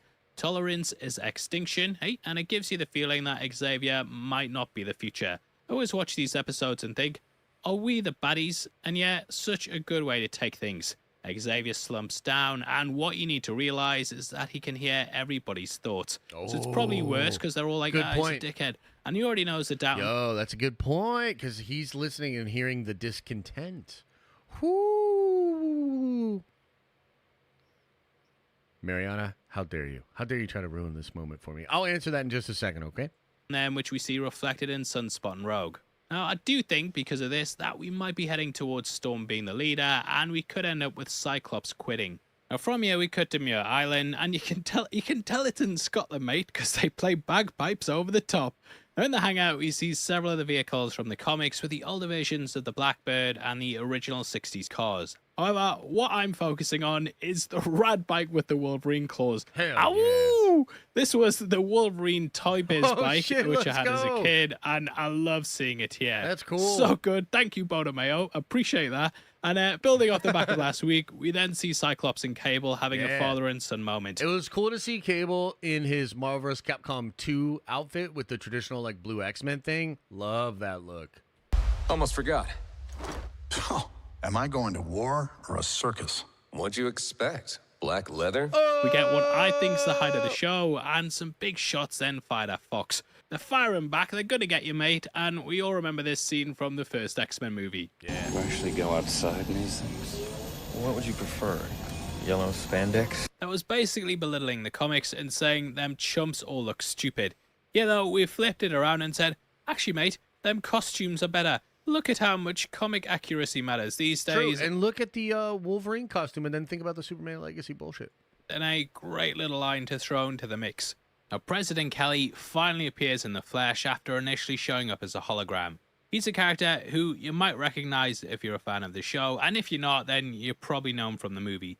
They sort of leaned into his original comic book run there, and that had Senator Kelly being an anti-mutant hater. He eventually came around to the other side, but this cost him his life. However, this arc of his eyes being opened is also something that we saw in the cartoon. Senator Kelly was originally against the mutants and started a presidential campaign. However, he was captured and taken before Master Mold, who revealed his diabolical plan. Master Mold was going to replace his brain with a computer, along with several other world leaders. It's kind of like how Bastion's making his Prime Sentinels, with Bastion having a direct connection to him.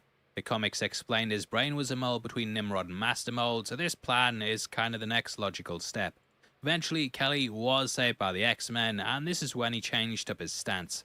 Since then, he's been a pro-mutant rights leader, and yeah, it was nice seeing him pop up in the episode. Kelly brings up the Magneto protocols, and no prizes for guessing who that's about. I love how you can tell this is a psychic connection too, because of the space floating around them. Cool. So he Very doesn't cool. really appear in the flesh So yet, he kinda but like you know what I astral mean. projects. However, it helps to highlight the tension with the mutants. Yeah. At this point, we also really see why Xavier is the leader, because we get a rousing speech to some slow-mo. Amongst this, we can catch the original costumes and get confirmation that Jean, Storm, and Rogue, they all wear wigs, mate. Now, obviously, this is to make the outfits look better, and it was so cool seeing these here. Yeah, it you have was. the one That's Storm really formed cool. in Life Death, but this is something she also rocked early on in the comics. True. Cyclops has the headpiece on, and this is how the original costume was designed. True. I even have a figure of this, kids, that comes all the way stop back from shaking it around and 1991. show us. This was one of the first action figures I ever owned, before that big redesign in X-Men 1. Still got it, mate. And if you don't own figures from 1991, then you're not a real fan, mate. You're not a real fan. Yeah, Now we then get let Marvel 'em Girl, know. which has popped up throughout the series.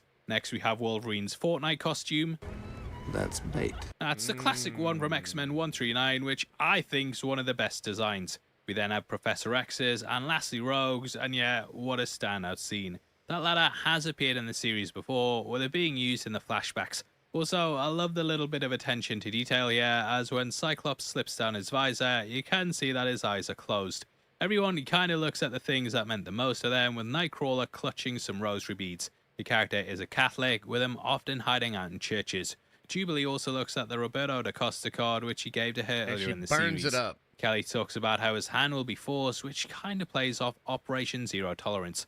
There they carried out a false flag attack to get things going, which sort of builds off Bastion's plan. Also, I just realised that we never see Morph suiting up, because hey, shapeshifter. Makes sense, doesn't need a suit. Doesn't need Now, it. between this, we get cuts of Patricia Tilby, who ends up resting up, but her condition is a bit touch and go, mate. In the comics, Rogue actually absorbed a Prime Sentinel, and she realized there was nothing there. It's very, very, very, very, very rare for someone to come back from this, and once a program activates, there's normally no return. And there have been a couple of things leading into Operation Zero Tolerance. For example, Professor X was captured and put into a Hulkbuster base with us seeing General Ross at one earlier in the show. Yeah, that was dope. There was a focus on Jubilee too, with Bastion capturing her during Generation X. In fact, he captured all of the X-Men, and this was purely a power play.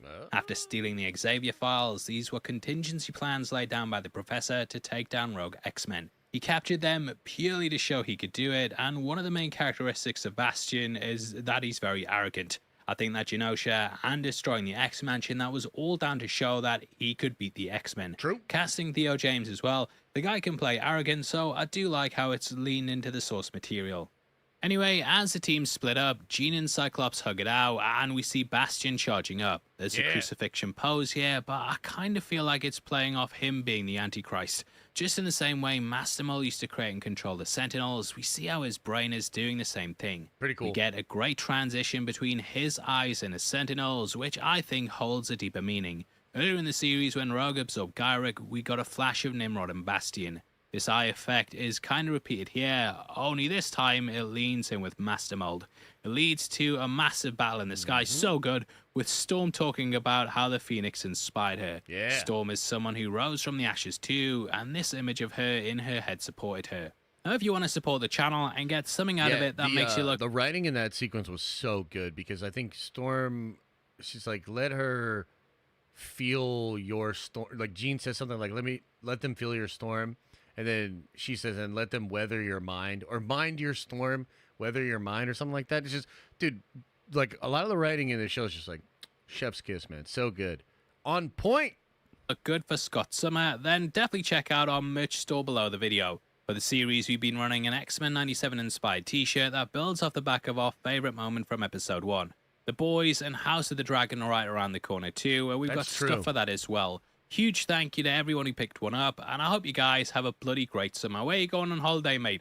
Write it in the comments. Make sure you engage with the video, because it makes YouTube think it's a good one. Shabbat! At this point, the ground team sneaks in, and I love how we see the Sentinel head looking overall. Reminds me a lot of Skull Island, and kind of plays into the terror that living here would bring. Morph then transforms into the Hulk and does a Hulk smash. I love this shit. Yo, I literally said this out loud. I wonder if any of you guys did this too. I was like, what?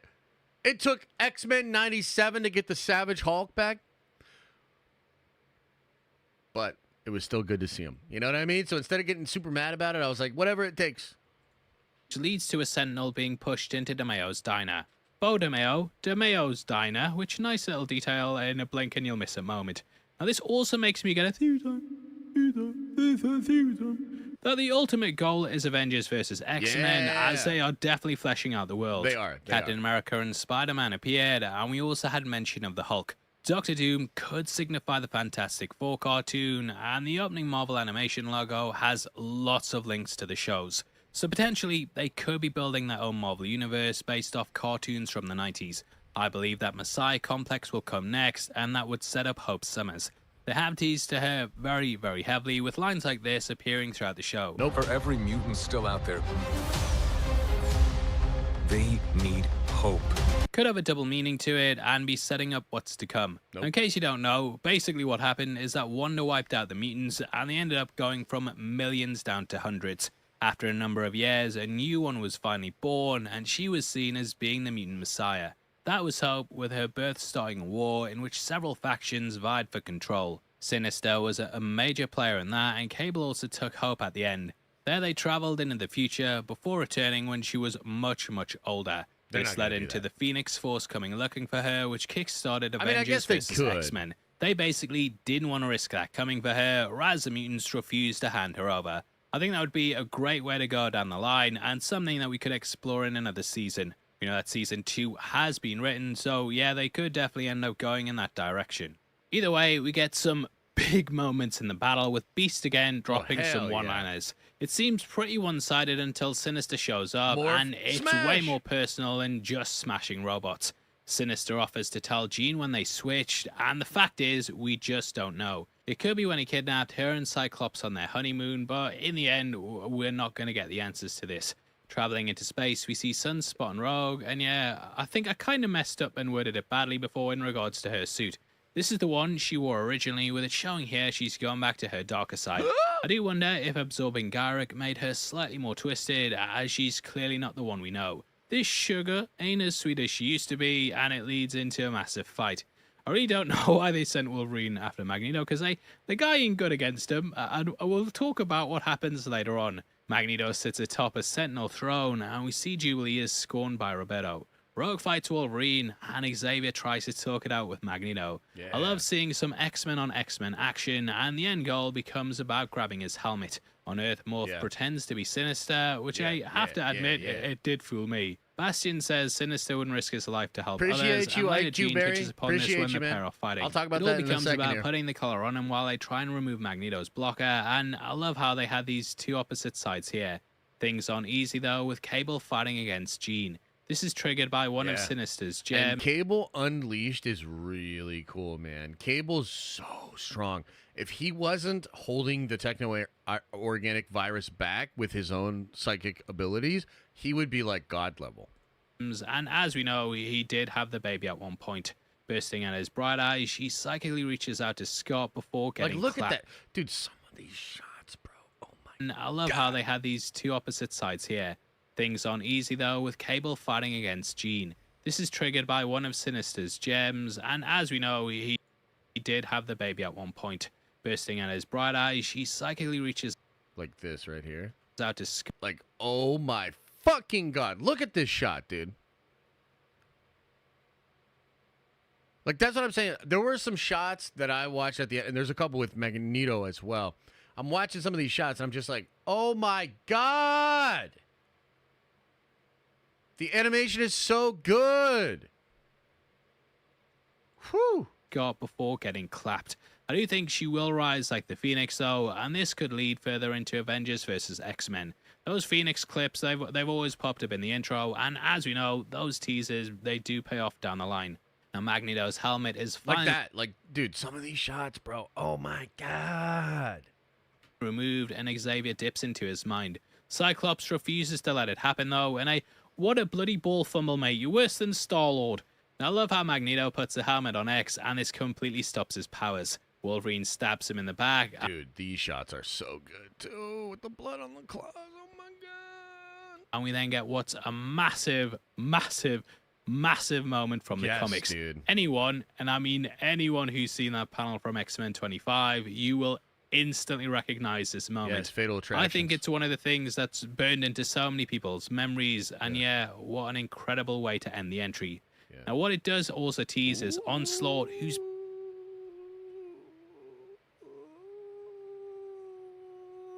Onslaught is a coming. Basically the consciousness of Professor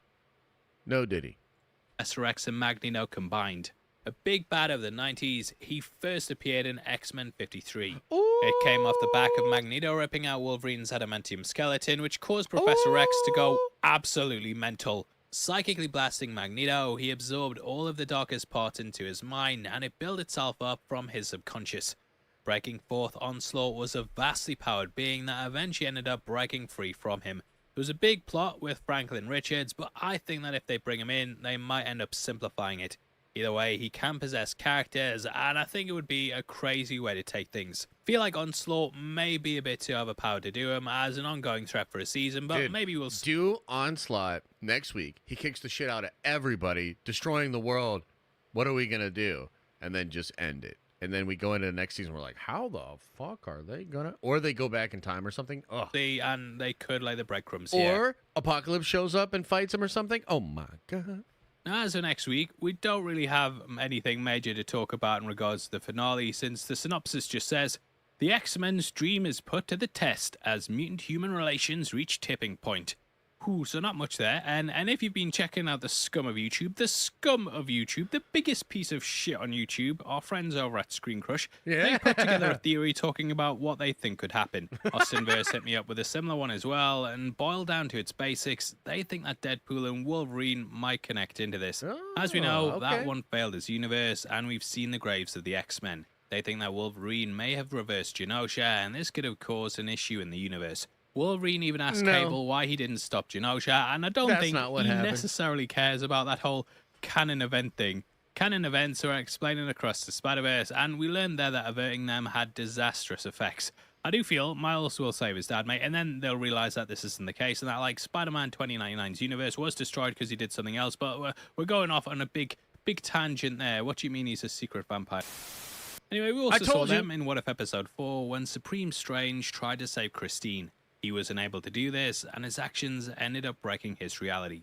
Anyway, let's say it does destroy the universe like we were told, then I think that there is a possibility that it could happen here. This would mean that Deadpool and Wolverine, they would bring across the show into live action. It would also explain why the TVA are involved, because, let's be honest, I think if it was something that hadn't broke the canon, they wouldn't be too bothered about him. Either way, the costumes are pretty similar as well, and we could be witnessing the origin of that Wolverine.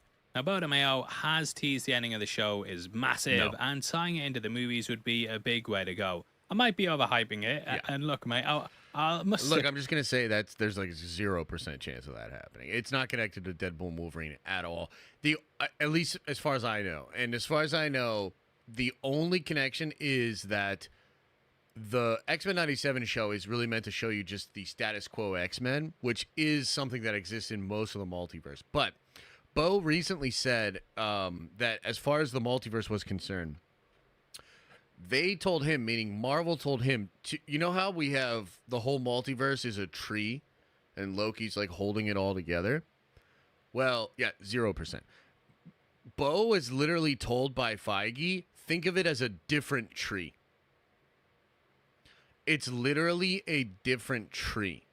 Now, some of the branches can maybe connect, but they are literally different trees. They're not connected in any way. At least that's as far as I understand it. It's a cool theory. And I like Screen Crush, and I like a lot of what they do over there. But Ryan Airy ignores like leaks and rumors, and God bless him, because I wish I could completely. I've been trying to kind of get away from him, but also I already know some stuff about Deadpool and Wolverine. So, yeah, that ain't happening. If you like, I won't be disappointed if that doesn't happen, because I'm enjoying the show so much. However, I think with Deadpool and Wolverine being the next big MCU release, then, you know, it does make sense that they might tease towards it here.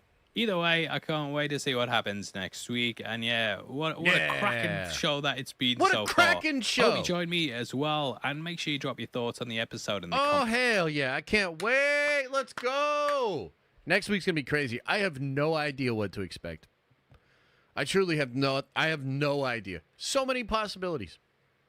So many possibilities. So we're cooked again? No, it's not that we're cooked. It's just this is a totally separate thing. You know, it's just a totally separate thing, and that's okay. I don't need it to be connected. X-Men, I kind of like X-Men 97 as its own thing, and it can do its own multiversal stuff if it really needs to. But no, it's not connected to the MCU at all. You know what I'm saying? You know what I mean? You know what I'm saying? You know what I mean, chat? Okay, let's answer Mariana's question that she dropped in the middle of me getting excited about X-Men 97. Holy shit. Let's see here. What did she say? Did you hear that George Lucas liked Kenobi?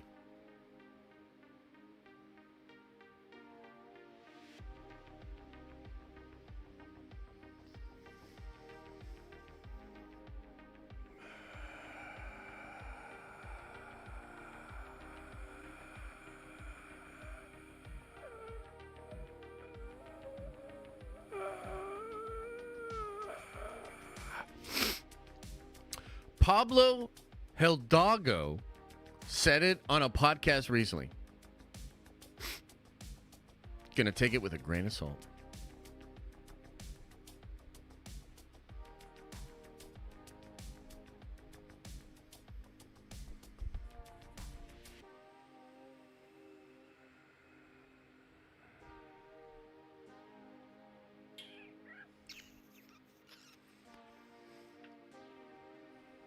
I hadn't heard that, Maria. Or Mariana, sorry. And that's quite interesting. Who would have thought? Andre says, let Chef Boyardee cook. Nerd Adventures for life. Take my money. Unity! Hell yeah. Much love. IQ Barry says, 6 months already is crazy. Love the content, Josh. You're an absolute legend. Keep being you. Nerd Adventures for life. Hey, appreciate you, bro. Hope to see you in the Diamond Lounge, man. You're a Diamond member now. 6 months. My God. See you in the Diamond Lounge, baby. Kaz says, Josh, who's your favorite X-Men and why? I mean, that's tough. That's a tough one. I really like Gambit. I really like Nightcrawler. I would honestly say some of my favorite, I would say Gambit's up there. I actually really like Cable. He's technically, like, he is an X-Men, but he's kind of not. He's like more like, you know, X-Force. But I really like Cable. And there's a version of Cable called X-Man, where he's literally like a Jesus-type figure because he doesn't get the techno-organic virus in that universe. And so he becomes like a godlike figure. I love that character. I also like Phantom X. He's a little bit more of like an X-Factor character too, but Phantom X is awesome. Really interesting character. I like the ladies, you know. I like Psylocke. I like Jean. I like Storm. I mean, how can you not like Storm, man? Storm's like incredible. It's tough. I like a lot of them. What do you guys think? Who's your favorite X-Men? Who you guys like the most out of all the X-Men? I mean, obviously, I like Wolverine quite a bit, too. But it's tough. There's so many good ones. X-Men 97, including the multiversal saga on Disney Plus, though. So it seems like they've changed. As long as the multiversal saga, it connects, no? I'm just telling you what Bo said, man. Bo said he was told to think of it as a different tree. So I'm just saying, I don't think it was really developed with the multiverse in mind. And that's okay. Scotty, he is the X-Men. He kind of is, yeah. Gambit, Cyclops and Storm, Wolverine, Nightcrawler, Kitty Pryde. Kitty Pryde's cool. Magneto, I know. He's kind of not an X-Men. He's kind of Magneto's the man for sure. I can't wait to join the Diamond Lounge. Been watching for a couple of years, but just became a Nerd Avenger earlier this year.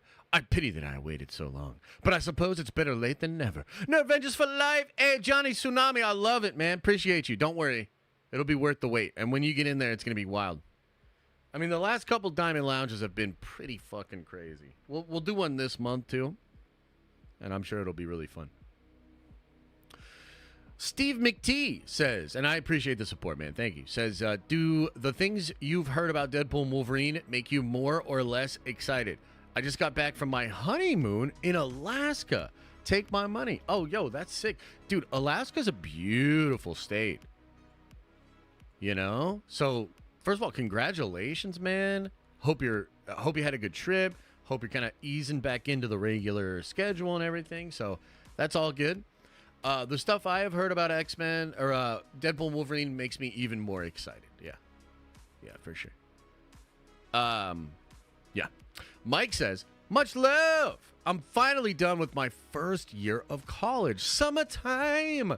I can actually watch the streams live again. Chat, Josh is actually not 6 foot.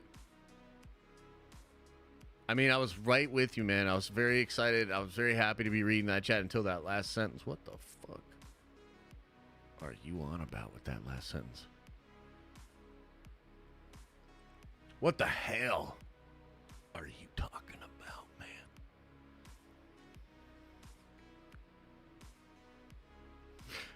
But appreciate you, man. Much love, man. I'm glad you're back for the summer, baby. Nuck and Fut says, would you ever do a Diamond Lounge stream for creating comics? How to find an artist and stuff like that? Writing my own thing. Hyped on Unity. Nerd Vengers for life. I mean, maybe not a Diamond Lounge stream. I mean, I've thought about that and like talking about producing comics and like the whole thing. Maybe eventually. Look, comics and making comics is hard. And I'm kind of going through some challenging stuff right now with Unity. You know, not to talk about too much, but look, I mean, I would have been much happier if we were moving a little faster on Unity. And so, you know, I'm dealing with a bunch of sort of behind the scenes stuff, you know, on my own. So, yeah, it can be tough. I will say, like, finding an artist, finding the creative team is definitely a challenge. There's a lot of resources, though. Now, some of this, like, you just kind of be in the game. So it seems weird, but, like, I was grandfathered into some really big Facebook groups because when I was working on comics, like, 7 years ago, I was much more involved on, you know, Facebook with some of these groups. So I'm in some big groups that where you find artists, right? I'm also very fortunate to know a lot of artists and a lot of writers. So I just had a buddy who does a lot of stuff, but he does some work at Marvel. He introduced me to a new artist that I'm currently working with. You can also, there are some websites that you can kind of become a part of that can, you know, hook you up with writers and artists and letterers and colorists and things of that nature. But, yeah, no, I mean, maybe someday we'll do a, like, how to make a comic, you know, kind of a thing. But for now, I gotta make the comics, bro. Like, it's enough. Trust me, I'm already busier than you could imagine. Like, yesterday, it was so funny. Somebody on Discord, I think it was like midday, maybe earlier in the day, they were like, are you working today or are you taking the day off? And I think they're talking about streaming, right? And I mean, guys, if you knew the amount of shit I did yesterday, I'm talking about meetings, I'm talking about putting together documents for people, looking at, like, the amount of shit I did yesterday, and I did some YouTube work, and, you know, it's crazy. It's absurd. So I don't have the bandwidth right now to do everything that I'm doing and also turn around and be like, oh, and here's how you make comics. You know what I mean? But maybe eventually we would get there. But there's video resources, you know. There's a lot of stuff you could kind of look for on your own. But yeah. JJ Lamar gifting a membership. Hey, I appreciate you, brother. Thank you so much, man. Alex Willis, member for 34 months. My God. Says, I asked this before, but do you think they'll ever make Civil War 2 after this next Avengers saga or not? Could they have time for it before Secret Wars if they delay the next Avengers movie? That's a good question. You know, I saw yesterday, I think it was My Time to Shine, was mentioning that the X-Men movie is going to be in a different universe. And she said something like, if it comes out after Secret Wars, it'll just be the rebooted MCU, right? So that kind of indicates to me there's some discussion over there on whether or not they want to do AVX during the multiversal saga or afterwards. I hope they do it before Secret Wars because I want to see like a multiversal, thing. So it kind of depends. Would they do Civil War 2 again? Yeah, but like Avengers vs. X-Men feels a little bit cooler than like Civil War 2. Not to say you can't do a Civil War 2, but I feel like Avengers vs. X-Men could kind of be like a Civil War 2. So I don't know if they're gonna do both or whatever, Rossi, thanks for the $2, man. Appreciate you. And then Lou, thank you so much for a 99-cent soupy. Mr. Poppy says, we pay you enough to work. Oh, don't get me wrong. I'm very well paid, and you guys take good care of me. I'm not complaining. I was merely pointing out that I have a lot going on. And I got a lot of plates are spinning right now. Your boy's spinning a lot of fucking plates. So. I'm confused about the new X-Men movie. Yeah, well, I think we'll get some clarity soon. I think Marvel might be a little bit confused. I think they're mixing it up, trying to figure out what to do. Sounds like complaining? What? BBL research going hard? My God.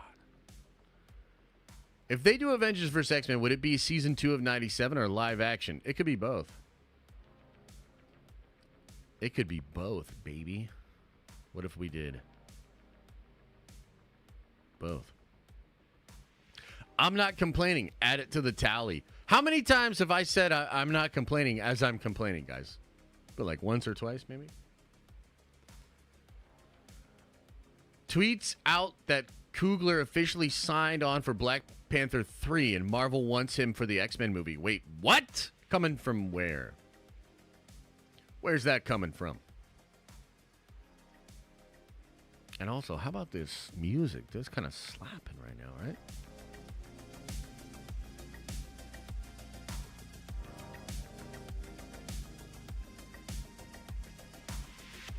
Oh!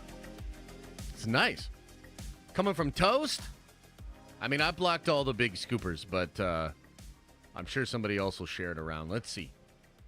Somebody tag me in something? Marvel Studios reportedly wants Ryan Coogler to direct their upcoming X-Men film. That would be sick! Ryan Coogler has also officially signed on for Black Panther 3. Sick! I kind of like it. I really like Ryan Coogler, man. I think he's very talented. I actually would not have minded, I guess. I wouldn't have minded if he did Secret Wars, actually. I think Coogler's pretty good. Like, here's my thing. I don't really like Wakanda Forever that much. But it's... like, here's the thing. I think a lot of that's just Disney decisions, Marvel decisions. Like, I think they just fucked up. Like, not recasting T'Challa, that's fucked up. Focusing on all the female characters, no. I just don't like it. I don't like it.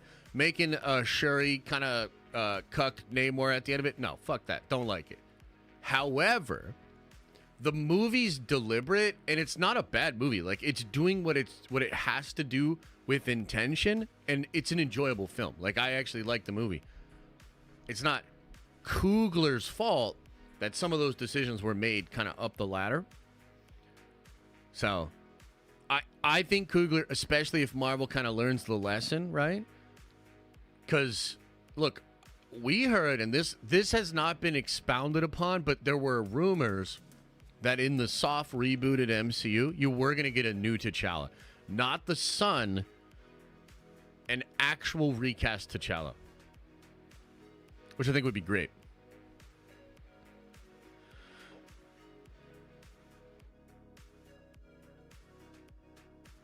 If you could write your own Star Wars movie or trilogy to save the franchise, what would the plot be? I'd go like either 100 years or 1,000 years after Episode 9. And I would kind of do X-Men.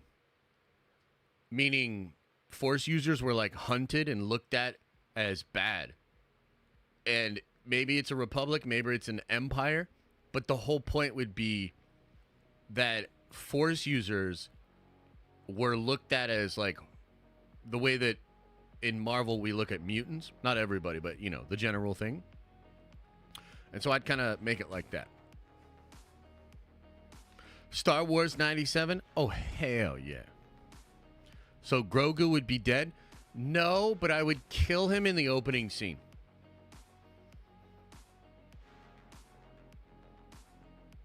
Yeah, something like that. All right, guys. Is there anything else out there that we should talk about? Because, look, we're going to deep dive on Marvel Rivals in a little bit here. We got to get into some research mode. And we gotta get in the lab a little bit. We got to figure out what the hell are we doing on Friday? What the hell are we doing with this game? So, is there anything else you guys want to talk about before we get there? Because I'm going to go use the restroom. I'm going to run an ad. And then I'm going to come back and we're going to get into some Marvel Rivals. Yeah, no, we're going to spend at least an hour on Marvel Rivals after this. Maybe multiple hours. So, anything else you guys want to talk about before we get in there? Did you see Hickman is writing a Doom book? Yeah, unfortunately, it's just a one-shot, but of course I saw that, and I'm going to read the shit out of it, dude. Let's go.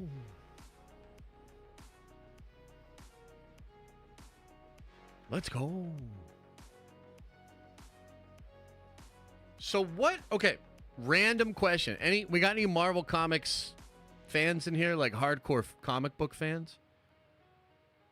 Where's my comic book fans here? Anybody? Bueller? So what is Capullo drawing for Marvel?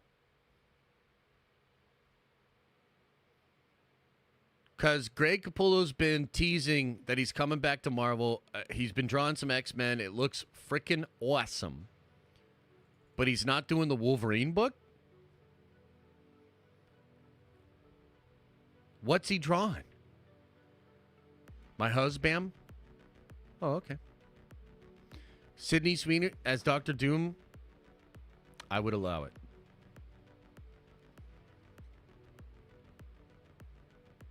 Can someone give me an Onslaught TLDR? Yeah, so he's like the dark side of Xavier's consciousness mixed with the power of Magneto. Bro, I'm fired from typing today? Yeah, you are. Because of your husband. Brian Cox for Professor X? What the hell? He's my favorite artist, and I've been wondering the same. Yeah, I like Capullo a lot. I met him in Philly. He's a good guy.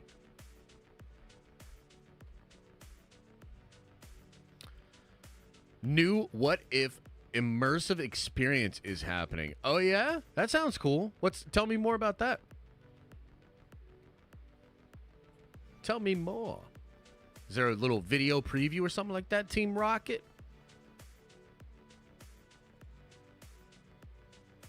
Tell me more.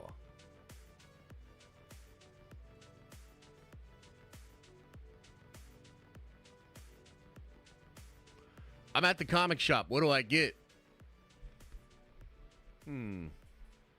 Well, I would ask the first thing I would say, go up to the owner or the person working at the store and just be like, do you happen to have any copies of the Red Band Blood Hunt issue? They'll know exactly what you're talking about. Odds are they don't have a copy. If they do have a copy, get it and send it to me. If they have 2 copies, you can keep 1 for you. And then I would tell them, like, just ask them, like, what do I need to read to get into this Blood Hunt event? Because it's really cool. If you want to, you could get into the Ultimates run. They probably have, maybe they have a trade paperback for the Ultimates, Ultimate Invasion yet. We don't slap the person behind the counter. Yeah, don't slap the person behind the counter. Unless they give you some static, you know? It's the issue for today's Apple Vision Pro. Ooh, okay.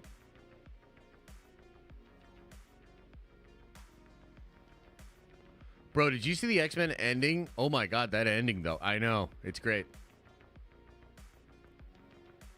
Yeah. Spajadic says, I think Coogler is good, but he butchered T'Challa, wanting him down MCU. Yeah, but like, here's the thing. Some of that is not his fault, right? Like, some of that's just like, you got to do what the overlords are saying. And maybe it came from Feige, maybe it came from Disney, maybe it came from fucking BlackRock. I don't know. But I don't really blame Coogler. I also strongly feel like, so some people look at some stuff that's happened with Marvel and they're like, that happened because of this and it'll never change. And I'm just like, bro, you don't understand business. Things change all the time. Sometimes you're trying something, it's working, all of a sudden it stops working, you gotta change, right?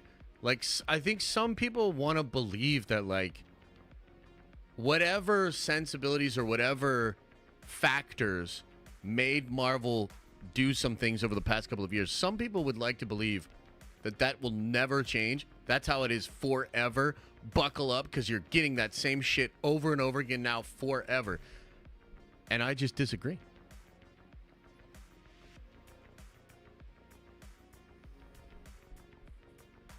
Marvel Studios Twitter has it. Okay, let's check this out. Marvel Studios. Something went wrong.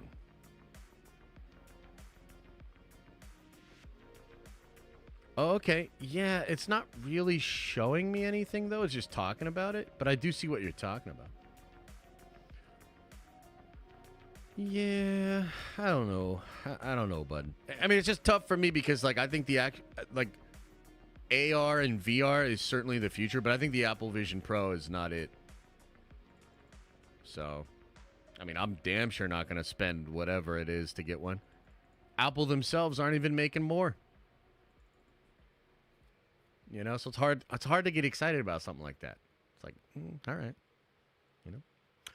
Onslaught would be cool, but problematic. He revealed that X has some icky feelings towards Jean. Yeah, I remember that. Look, maybe they'll touch on that. Pause. Maybe they won't. Who knows? It's not like you have to do that to do Onslaught.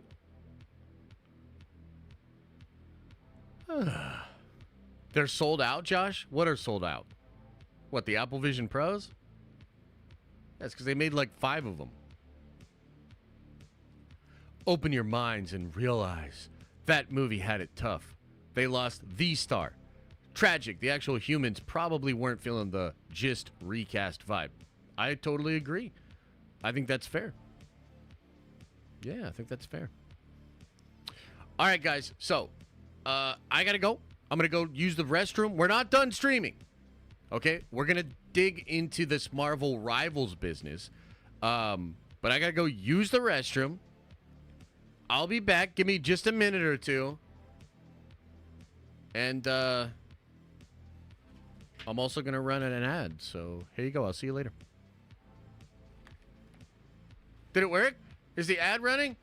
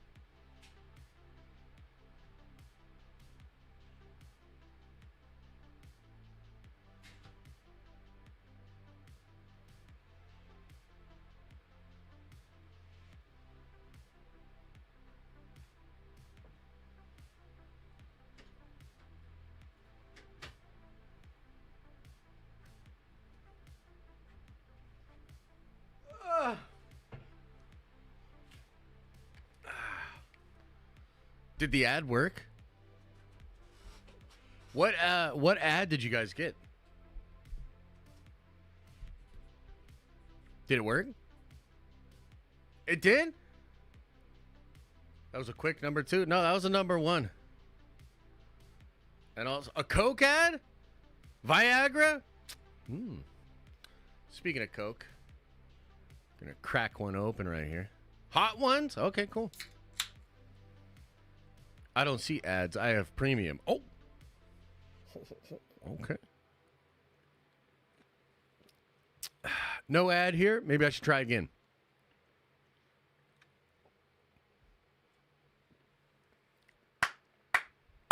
Okay.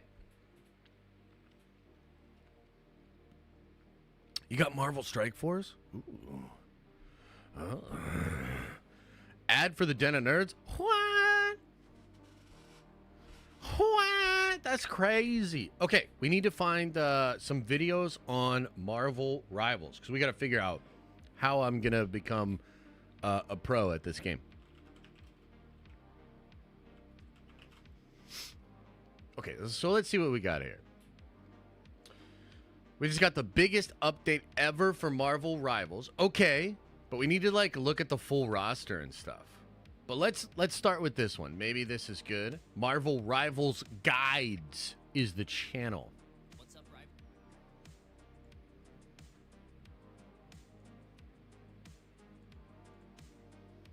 And chat, if you find a good video for me and you want me to put it on deck, let me know. Today we've got the biggest update on the game yet. Marvel has revealed abilities for multiple characters, as well as revealing a brand new game mode that's going to be playable in the alpha. Also have some good news for those of you who want to play in the alpha. Your odds of getting in may be better than you think if you watch this entire video.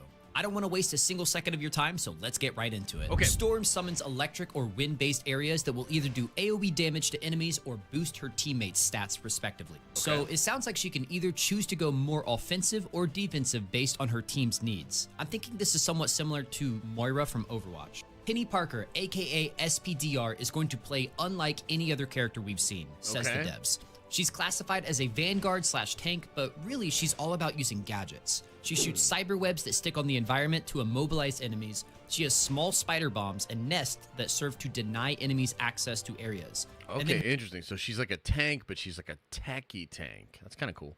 Her ultimate is Spider Sweeper, which upgrades her suit with mech arms, knocks everyone back, and unleashes all of her gadgets at once. The devs talked very highly of this character. They said she's super fun to play and that she counters Scarlet Witch. So let's talk about Scarlet Witch, whose gameplay revolves around slowing and stunning enemies with a big emphasis on clean movement. Dude, Scarlet Witch's ultimate literally like changes reality and is an instant KO on people. It's kind of lit. It's kind of cool. Scarlet Witch also has the most powerful ultimate in the game, and if you've read the comics, you know why. Her ultimate is Reality Erasure, which allows her to freely fly around the map, and then after a few seconds, literally erases enemies from existence along with the environment. This is a one-hit... Justin says, damn, LOL, so this is so Overwatch. Yeah, no, it is literally Marvel Overwatch. Like, it's the same. There's probably, like, obviously a lot of differences, but that's what it's known as. That's what people are calling it. It's totally Marvel Overwatch, which, ironically, could be great because because Overwatch 2 right now, I mean, come on, man. Yeah, and it is third person as well. That's a big difference. But, I mean, Overwatch 2, I mean, is that even a real game? It's such a disappointment, Overwatch 2. So I think there's going to be a lot of players that want to get in on this. Excuse me, I'm such a pig. Cool Bear, welcome. Welcome back to the Nerd Avengers, baby. KO for every character and sounds absolutely terrifying, which is exactly what Scarlet Witch should be. In addition to the abilities we already know he has, Spider-Man also has Spider Sense as a passive, which shows just like in the cartoon when enemies are nearby. So even if Loki is stealthed or disguised, nothing gets past Spidey. Ooh, I like that. That's cool. Basically has a built-in radar. Marvel is really going all out to make these characters feel like themselves in the game. Cool. I mean, if a character has a superpower, it is represented in this game in really creative ways. So what is Galacta's role in the game? Well, you know those destructible environments we've seen? Basically, there's going to be a key you can press to activate Galacta's chronovision that shows exactly which parts of the map can be destroyed. The devs have said this plays a huge part in strategy, such as destroying walls to open up or block certain paths of the map and more. Now let's talk. That's kind of cool. Overwatch doesn't have destructible environments, right? About the closed alpha because oh my god, there is so much going on in this alpha. There's going to be 5 options when you boot it up. Okay, 5 options. Here we go. Tutorial, which the devs have said is very involved and teaches you about using Galacta's chronovision and how to play the game in general. Cool. Then we've got quick play, which just throws you into a match as fast as possible. Then we've got ranked play, which I was not expecting to see. Yeah. They want to test competitive, and I think competitive is only available for certain times during the day. They want a really good population for competitive. So, like I said, I'm gonna go pro, so I'm gonna be in competitive. Probably be number one ranked player in the whole world. Alpha. The devs also said there's going to be a tournament. Let's go tournament. 6v6. I need to find a team For the best players with cash prizes, and you already know I'm gunning for that first place trophy. I'm gunning for it. Maybe me and this guy should link up. Then we've got Pocket Universe, which is a team deathmatch mode that lets you just get in and start fighting other players. That sounds awesome, dude. Just deathmatch mode? Let's go. Little less emphasis on strategy. The alpha will also have custom matches so that you can play with your friends. And speaking of that, the devs also announced that if you're selected into the beta, you can hit a certain level in the progression system and invite all your friends to play as well. So I highly encourage you to join the official Rivals Discord. Aw, shit. So basically, if I get to a certain level, which I will, I'll be able to invite all of you guys to play. Start making friends. Also, content creators such as myself will have extra codes to get into the alpha, so make sure you're subscribed and let me know down in the comments just how excited you are to play this game. Yeah, so let me talk about that for just a second. There is an option to become like an official ambassador for the game. I don't really want to do that. I mean, maybe, look, at the end of the day, sometimes when you do this, you have to sign an agreement that essentially says, like, they kind of get to say a little bit what you can and can't say, right? So, look, I think this game looks dope. I'm going to play the shit out of it. I want to try to promote it, but I don't think I need to be associated on an official level because that's where, things get weird. Like, I need to be able to say whatever I want to say, so I don't really want to do that, but some people do. Some people are down with that, and that's all good, too. Every character in the alpha will have at least one unlockable skin. There's going to be icons, emotes, a whole clan system. This alpha is chock full of Den content of Nerds and clan. almost feels like an entire game rather than an alpha. Den of Nerds clan. Let's go. I was able to get all this information a little bit early from a private developer talk last night, so big shout out to the wonderful team in the Rivals Discord that answered questions and showed a lot of passion for the game in general. I cannot wait to start playing this game with you all in just a few days, so make sure you're subscribed to stay up to date on everything Marvel Rivals. Until next video, Rivalers, see you there. Okay, cool. Wait, what the hell? Until Wait, what next the hell? video, Rivalers. What? What's up, Rivalers? Today was we like got the biggest That was like YouTubeception. Okay, does he have a big every abilities video?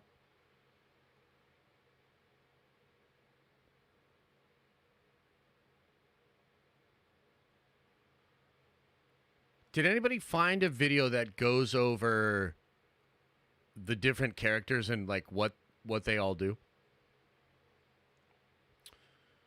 I mean, I guess we can watch this one, but we need to find a video that breaks down what characters are like in what slot. What is up, Rivalers, and welcome to Marvel Rivals Guides. Today's video is going to cover every single character and ability revealed so far, and I don't want to waste a single second of your time, so let's get right into it. Every character has a primary and secondary basic attack. Every character also has 3 basic abilities and a big bombastic ultimate. Each character in the game will fall into one of 3 classes: DPS, tank, and support. Okay, DPS, tank, or support. So I kind of think I'll play DPS. Maybe I would play tank if there's a really interesting one. Like, I keep coming back to Doc Strange because I think Doc Strange is technically a tank. So that could be kind of cool. But maybe DPS. DPS deal damage, tanks like to be on the front line creating space for their teammates, and supports empower their allies through healing and other buffs. So let's get into the character kits. Iron Man is a ranged DPS character that can fly. Yeah, so I mean, like, it might just be Iron Man. Like, I don't know. Like, I like Iron Man a lot. Seems like he's got a cool kit. So if anything, I mean, it's just Iron Man, DPS. Fly around the map by using his shift ability. His primary attack is he shoots blasts from his hands. His secondary is this long-range laser-type blast. When he uses his E, he's going to change stances, which empowers his primary and secondary attacks. His F ability is a grenade that deals AoE damage, and his ultimate is this sick big blast ability that can wipe out entire enemy teams. Iron Man also has a specific team-up ability where Hulk empowers his laser to do this awesome gamma ray laser. I'm really hoping Iron Man has a team-up with Captain America as well, where Iron Man shoots a laser and Cap can reflect it with the shield like in the movies. Nice. That has always been one of my favorites. Black Panther is a melee DPS who is very mobile. His shift is a dash attack, his E is a dash kick, and his ultimate turns him into a panther god named Bast, which unleashes an attack so powerful it can break the map. Wow. Magic is a melee DPS. That's cool. So DPS, Black Panther, very fast. That's fun. DPS that looks to have a very high skill ceiling, similar to Riven from League of Legends. Her shift is a portal that lets her reposition. Her E is a dash uppercut that knocks enemies upwards, and her ultimate turns her into Dark Child, a demonic form that gives her other attacks a wider AoE range. And So that's kind of fun. I do like having a high skill gap. Those kind of characters are very fun. also makes them hit harder. The more damage Magic deals to enemies, the more shield she gets, so you're going to want to constantly stay in combat as this character. Ooh, that's also, fun. I'm just calling it now, Magic is probably going to be a little broken. I've played enough Overwatch and League to know a broken champion when I see one. One of the characters I've seen the most excitement for in the comments is Spider-Man, who just so happens to be voiced by Yuri Lowenthal from the very popular PlayStation games. I'm glad they got an experienced voice actor for Spidey, because for a lot of people, Yuri is Spider-Man. That's how he's supposed to sound. Yeah. All right, what does he do though? He's a melee DPS that's on the tankier side actually. He's got 300 HP. Shift is his iconic web sling ability, and oh my god, look how fast it goes. He is flying. I mean, that's pretty lit. Is it just gonna be Spider-Man? 300 health, super fast, the potential to web people up. I mean, through the air when he uses this. His E is a web blast that stuns enemies, his F ability is an uppercut, and his ultimate is this big AoE ability that ties up the entire okay, so enemy that's team his with webs. ultimate. So his ultimate does the web. I personally cannot wait to play Spider-Man. Before we get into our next character, remember to subscribe to the channel. This channel is going to be the high-quality Marvel Rivals content that you deserve. And let me know down in the comments who you're most excited to play as in Marvel Rivals. Namor is a ranged DPS that throws his trident for his basic attacks. Spidey gonna be OP? Well, here's the thing. It seems like Spider-Man's really good, but his ultimate just seems like it's like a techie thing, right? His ultimate really doesn't seem to do that much damage. It seems to just web people up. So I don't know. It feels like that's a little bit of a drawback. You know, like a DPS character that builds meter to an area of effect tech spell. I don't know. Like, that just seems a little weird. I mean, it definitely can work, but it's, I don't know. The only ability we've seen from him is this weird little octopus turret, so I think Namor is going to be more of a defensive-oriented Namor's just throwing out, like, a little octopus? That's kind of cool. Character that sets up turrets to control a zone rather than opting to push into enemy territory. He also has a team-up ability with Luna Snow where she freezes his spears and makes them deal more damage. Also, can we just appreciate how cool this design for Namor is? Yeah, it is cool. I actually think this is the best he's looked ever. Doctor Strange is a tank with 600 HP. That's what I'm saying, dude. 600 HP tank for Doc Strange. That's kind of cool. Throwing puss everywhere. Hell yeah. Right-click gives an 800 HP shield. His E opens up a portal that allows him to teleport his... And he portals. Like, that's kind of cool, man. He's tanky and he can portal people in. Team around the map, which just looks awesome. His ultimate ability is the Eye of Agamotto that stuns the entire enemy team. It doesn't look like Doctor Strange can do much while he's casting it though, so it's more of a tool to set up his team to get damage in while the enemies are stunned.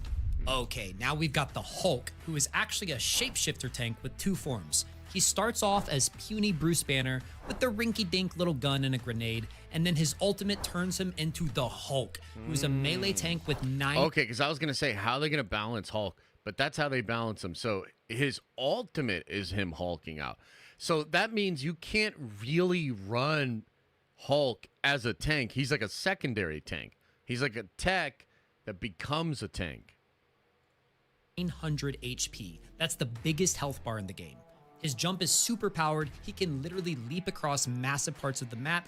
His shift is a big shield, and his ult is Hulk grabs an enemy and smashes them into the ground, kind of like he does to Loki in the Avengers movie. Up next is SPDR, also known as Penny Parker. We don't know much about SPDR in the trailer other than it can climb walls as seen here. It has 950 HP and it also looks really cool. As a side note, SPDR was originally created by the lead singer of My Chemical Romance. Let me know in the comments if you didn't know. Love that. Edge of Spider-Verse was great. Great run. And yeah, it introduced her. It was really cool. That I think it's neat. All we know about Groot is that he's got a team-up ability with Rocket and that his ultimate holds enemy characters in place. Okay. I don't really know why Rocket Raccoon is a support, but you know what? I'm okay with it. His primary attack is an assault rifle with 45 ammo. He has a built-in heal. He can climb walls, as seen here, and fly with a jetpack, as seen here. Rocket's kind of like nice. I mentioned with Groot, he's got a team-up ability where he jumps on his back, just like in the movies. First of all, I want to apologize to the Luna Snow community. In my last video, I said nobody knew who she was, and turns out there is a small but dedicated fan base for her, which I think is really cool. She's a support that skates around the map and shoots icicles at people. Her ultimate is a big AoE heal. I think she's going to play something similar to Lucio from Overwatch. Loki has one of the coolest kits in the game so far. He is a support. His E can create fake characters as decoys and place them as turrets. His F swaps place with the decoy, giving him some really cool mobility options. And then his ultimate is he literally turns into another character from the enemy team. That's kind of cool. So this guy gives me Major Echo from Overwatch or Viego I bet from Loki's going to be a little bit broken. You're going to want to know how to play every character at a baseline level before picking up Loki. So there it is. That is every single detail that we've been able to find in the Marvel Rivals trailer. Okay. Now, of course, until we get our hands on the actual game, he probably has other videos, right? Because more stuff has come out.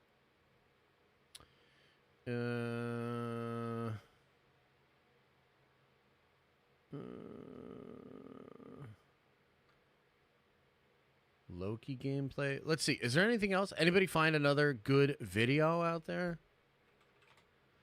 And also, what time does it start on Friday? Like, what time can I get in there? All right, let's see here. Wait, what the hell is this?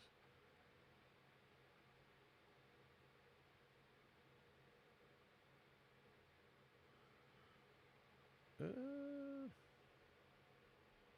me check this guy's channel out, see if he's got some cool videos. Just saying that, like, this update is huge.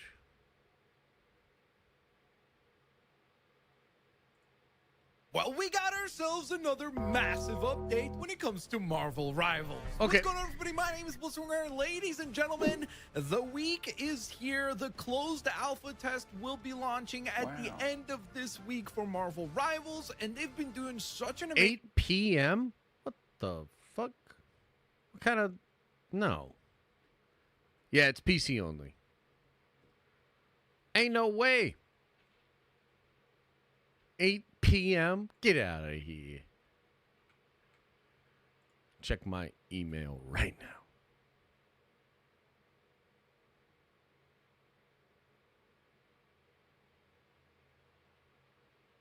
Wait, what?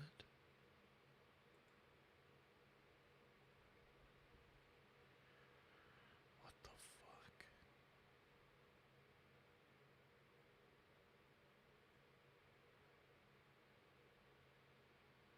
What?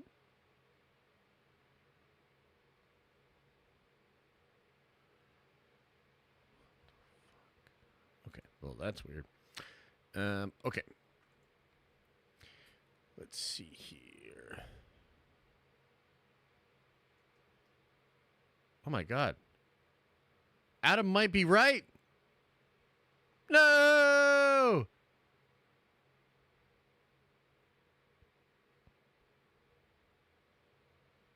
Oh my God, I think Adam was right. 8 p.m., so we can't play on Friday. It's got to be Friday night? I hate it when he's right. That's okay. So that'll mean we'll just have a regular stream Friday, and then we'll fire this up later at night. Yeah. That's okay. We'll do a regular stream. We'll cut it.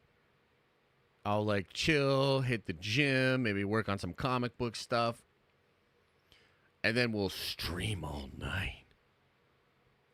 Yeah, that'll be fun. Okay, here we go. Amazing job of continuing to update us on details about the alpha itself and how it will work. And then in addition to that, just revealing some really other exciting things. I mean, we're talking about thousands of dollars in prize pools. It's all we're talking mine. about the reveal of the brand new, exceptionally epic looking map. And of course, a bunch of other details when it comes to the closed alpha itself. Okay, cool. We're gonna be covering all of that here in today's video. Of course, guys, if you do enjoy the video, like I always say, please take a quick moment to leave a like. That would be very much appreciated. Thank you so very much here for your support. And let's dive on in. So let's kick things off with the thing that I'm sure has perked up a lot of your guys' ears. Yes, there's going to actually be an actual tournament for this game, which was so out of the blue. I personally did not expect it. I think it's a great idea because I think it will allow for some really, hopefully exciting gameplay moments to take place. And I was completely blown away by the fact that they are actually going to be providing a huge, at least in my opinion, prize pool for this very first tournament, with $22,500 being C Black says Ryan Coogler signed on for Black Panther 3, also leading for X-Men movie. Yeah, we saw that. We went over that earlier. I think it's cool. I like Ryan Coogler. I think he would do a great job for both of those movies. So hell yeah, man. Thanks for the 5 too. Appreciate it. On the line with the overall prize pool. Now, what is this tournament actually going to be? Well, this is going to be called the Dawn of Legends. It is going to be a 6v6. I think I will become a legend. Tournament with some pretty epic prizing to boot, and it will actually take place in 3 separate phases. So first, they will allow for registration to occur between May 10th up to May 13th. Then there will be open qualifiers to take place between... Wait, hang on. I was getting distracted. Registration May 10th to the 13th. Okay. Qualifiers. May 14th to the 16th. This is essentially where you're going to be able to prove yourself and qualify for the next stage, which is of course going to be the knockout stage, and that will be taking place between May 17th to May 19th. Now, for those of you that don't qualify through these stages, or maybe don't even have a code to begin with, it seems like there will still be a value in watching the streams because, well, first and foremost, I think you're going to learn some really cool meta-defining moments. We're probably going to see some really epic and high-quality gameplay for this game as people figure out kind of what characters can do best and how they can combo together. So that should be exciting in and of itself. But in addition to that, they also went on and said the following. When you tune into Marvel Rivals live streams, you will be able to earn even more invite codes and sweet rewards, which is pretty exciting because that means that maybe for those of you that were not able to be selected for the closed alpha through their regular sign up, you might be able to obtain an invite code that way. And since we're on the topic of obtaining invite codes, they have also said the following, saying that when you join the closed alpha test, and you'll be able to complete different milestones within the test itself, and you'll be able to go ahead and earn additional invite codes that you could use for your friends. So I think that that's a brilliant idea. I think it's a great way to incentivize people who have gotten a code to keep playing so that you could bring more and more of your friends into the closed alpha. That way you're able to kind of spread the wealth around and allow people to enjoy the game for themselves. Oh, but that is not all, because they continue to drop even more heat, because they actually have gone ahead and revealed the 5 modes that will be accessible for us to explore during the closed alpha test. Them being a tutorial mode. Get Ryan a code? Yeah, I'll try. Explanatory, just allows you to learn the basics and kind of figure out how the game actually works. Cool thing though is that you will be able to fight with Galacta apparently as part of the tutorial, so that's pretty neat. Then there's the quick match mode, which essentially will just allow you to choose a hero, defeat some enemies, and then you'll be able to complete the mission objectives that come along with that particular quick match. Then you have the Pocket Universe, which is described as following: respawn at a flexible location and eliminate as many enemies as you can. That'll be fun. Followed by Custom. That really surprised me. I can't believe that they're already going to allow us to have custom matches. Yeah, that's cool where too. you're essentially going to be able to create customized matches Yep. to play with or against your friends. I mean, that is crazy. We're in the closed alpha and they're already allowing us to have this much variety. I can't wait for the full release. But that's not all, because there's also competitive mode, which will allow you to ascend through the ranks and essentially just play ranked mode, allowing you to level up and compete against better and better players as you rank up. Yeah. Whew, I'm out of breath and we're not even halfway done with everything that we need to discuss. Now, they have also confirmed that obviously, because there's way more of a demand for this particular closed alpha test than they kind of expected, I think, they've basically said that not only will they be rolling out some new spots during the test itself, which again, like I mentioned before, will be viable through earning them in the actual plays or by watching live streams for Marvel Rivals. So I think that's a very, very cool move for them to take. But in addition to that, this sentence right here, I think is very, very encouraging for all of you in other regions of the world outside of NA, plus just people who don't get a chance to play during this first closed alpha. They say the following: we're also fast tracking our upcoming task plans to get more of you into the Marvel Rivals action as soon as we can. I think that's super duper encouraging and exciting to hear, because hopefully it means that more and more regions will get a chance to have a test on their hands for this game as soon as possible. Yeah. But that's not all, because they had a very exciting review. It is crazy that they're doing I mean, it kind of feels like a beta, right? It's a closed alpha, but they have all this stuff in there. They're having a literal tournament with paid prizes. That feels kind of wild for a beta, right? But they obviously, I think they see an opportunity with the game.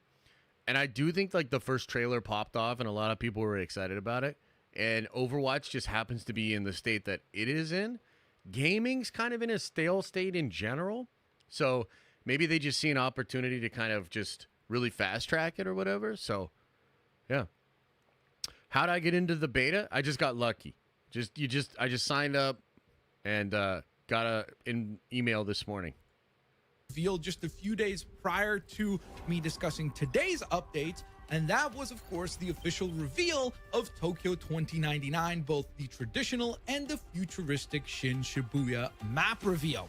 Now, of course, we've talked about a very similar map reveal for Ixgard, and I really, really like that so far we have a great dichotomy between the maps. I like that they are completely different. One is obviously a very kind of technological, super futuristic, obviously still has some roots in traditional Japan with this Shin Shibuya map, but then Ixgard offers us much more of a fantasy sort of experience and setting. So I think that that's very cool, and hopefully they stick to that going forward, where the maps are going to feel very unique and different in terms of theme, and that will allow the game to feel a lot more fresh, in my opinion, as we dive into the different maps. Exactly. Now, beyond that, the map itself is absolutely freaking crazy. Yeah, it looks there's cool. so many really cool reveals throughout this particular map reveal, from the spider bots that are showcased right at the very start of the reveal, to then, of course, the mention and showcases of the actual Alchemax building, which is usually the corporation that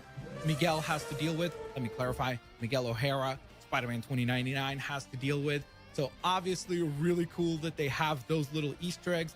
But then beyond that, there's some other really cool things that I haven't even seen people talking about, like this arcade cabinet here possibly gives us our first look at Doctor Doom 2099 and their design for him, because it says War Tales there, and you can see Captain America on the right. You can see Doctor Doom 2099 on the left.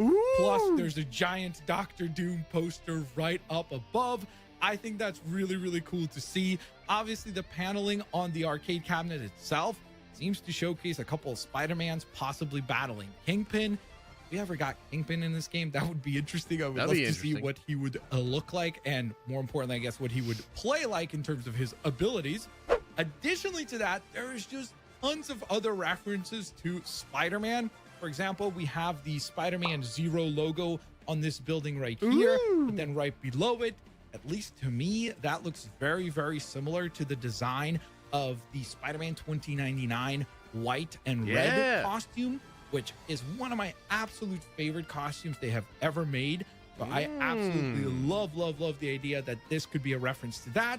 Although it could also be just a white redesign for Spider-Punk because of the spikes and the rock and roll symbol. True. So again, I guess that one is a little bit up to personal interpretation. True. You can also see this really cool advertisement for Penny Parker's SPDR or Spider Armor, depending on how you want to pronounce it, here with the Parker Industries logo on there. So again, just riddled with Easter eggs without a shadow of a doubt. The map? We get this really goofy kind of 8-bit animation of what looks like maybe Spider-Punk 2099 battling the bombastic Bagman. That's from true. Yeah, that's 2099. kind of cool. So again, absolutely brilliant. Hopefully those are available in game as skins for Spider-Man.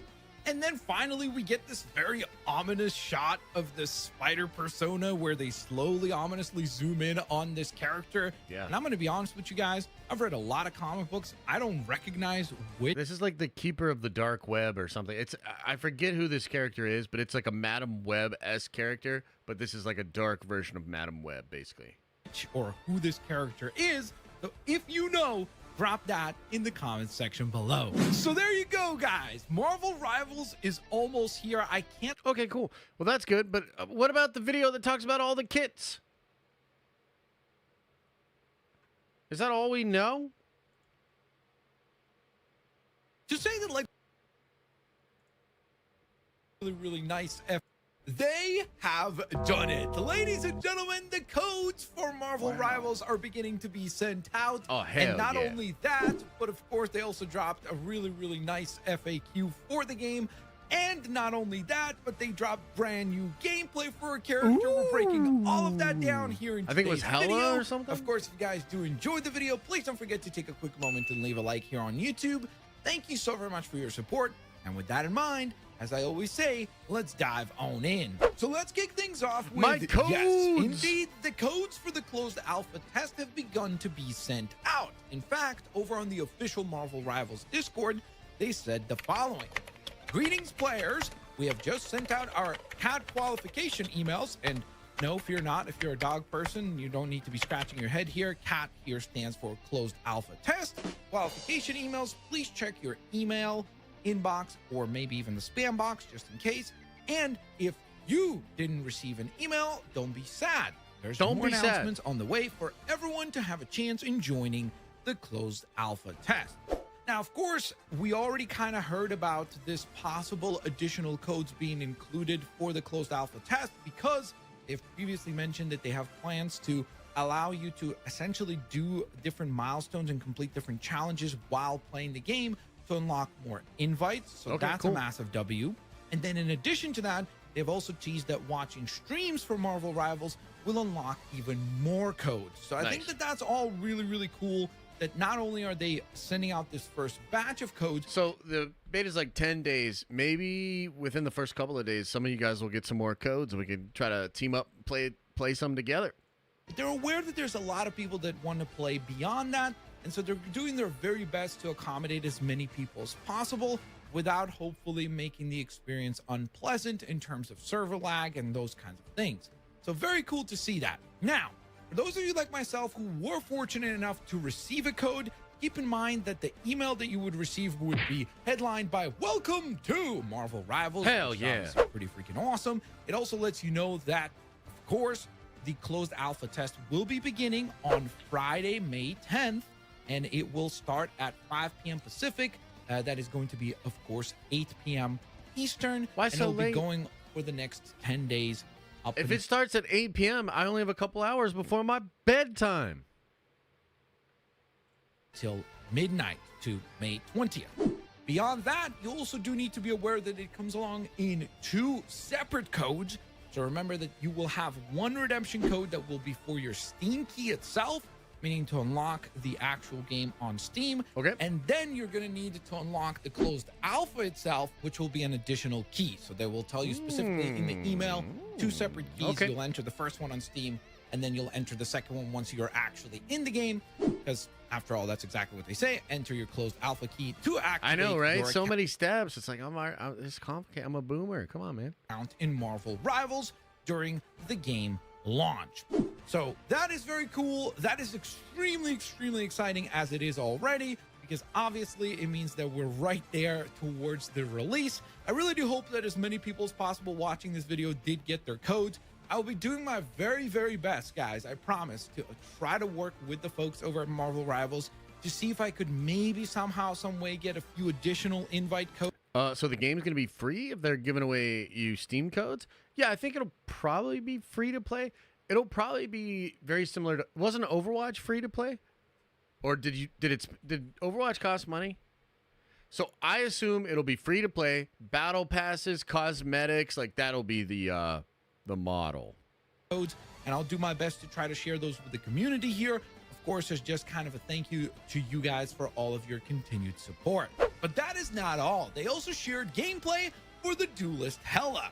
Now, of course, obviously, Hela was revealed to be a playable character in the closed alpha in the last update that I spoke about. But now we not only have, of course, confirmation of her being in the game, but we get a cool short teaser video that they put together to showcase her abilities, which I am a huge fan of. I mean, she looks good, Loki previously, and I hope that they do this for every character in the game. I know that it's probably a whole heck of a lot of work for them, but I think it's just such a cool little teaser to showcase to you what the characters may do and start to get the gears rolling so that you start to think, okay, how could I possibly use some of these abilities to accomplish the goal of winning?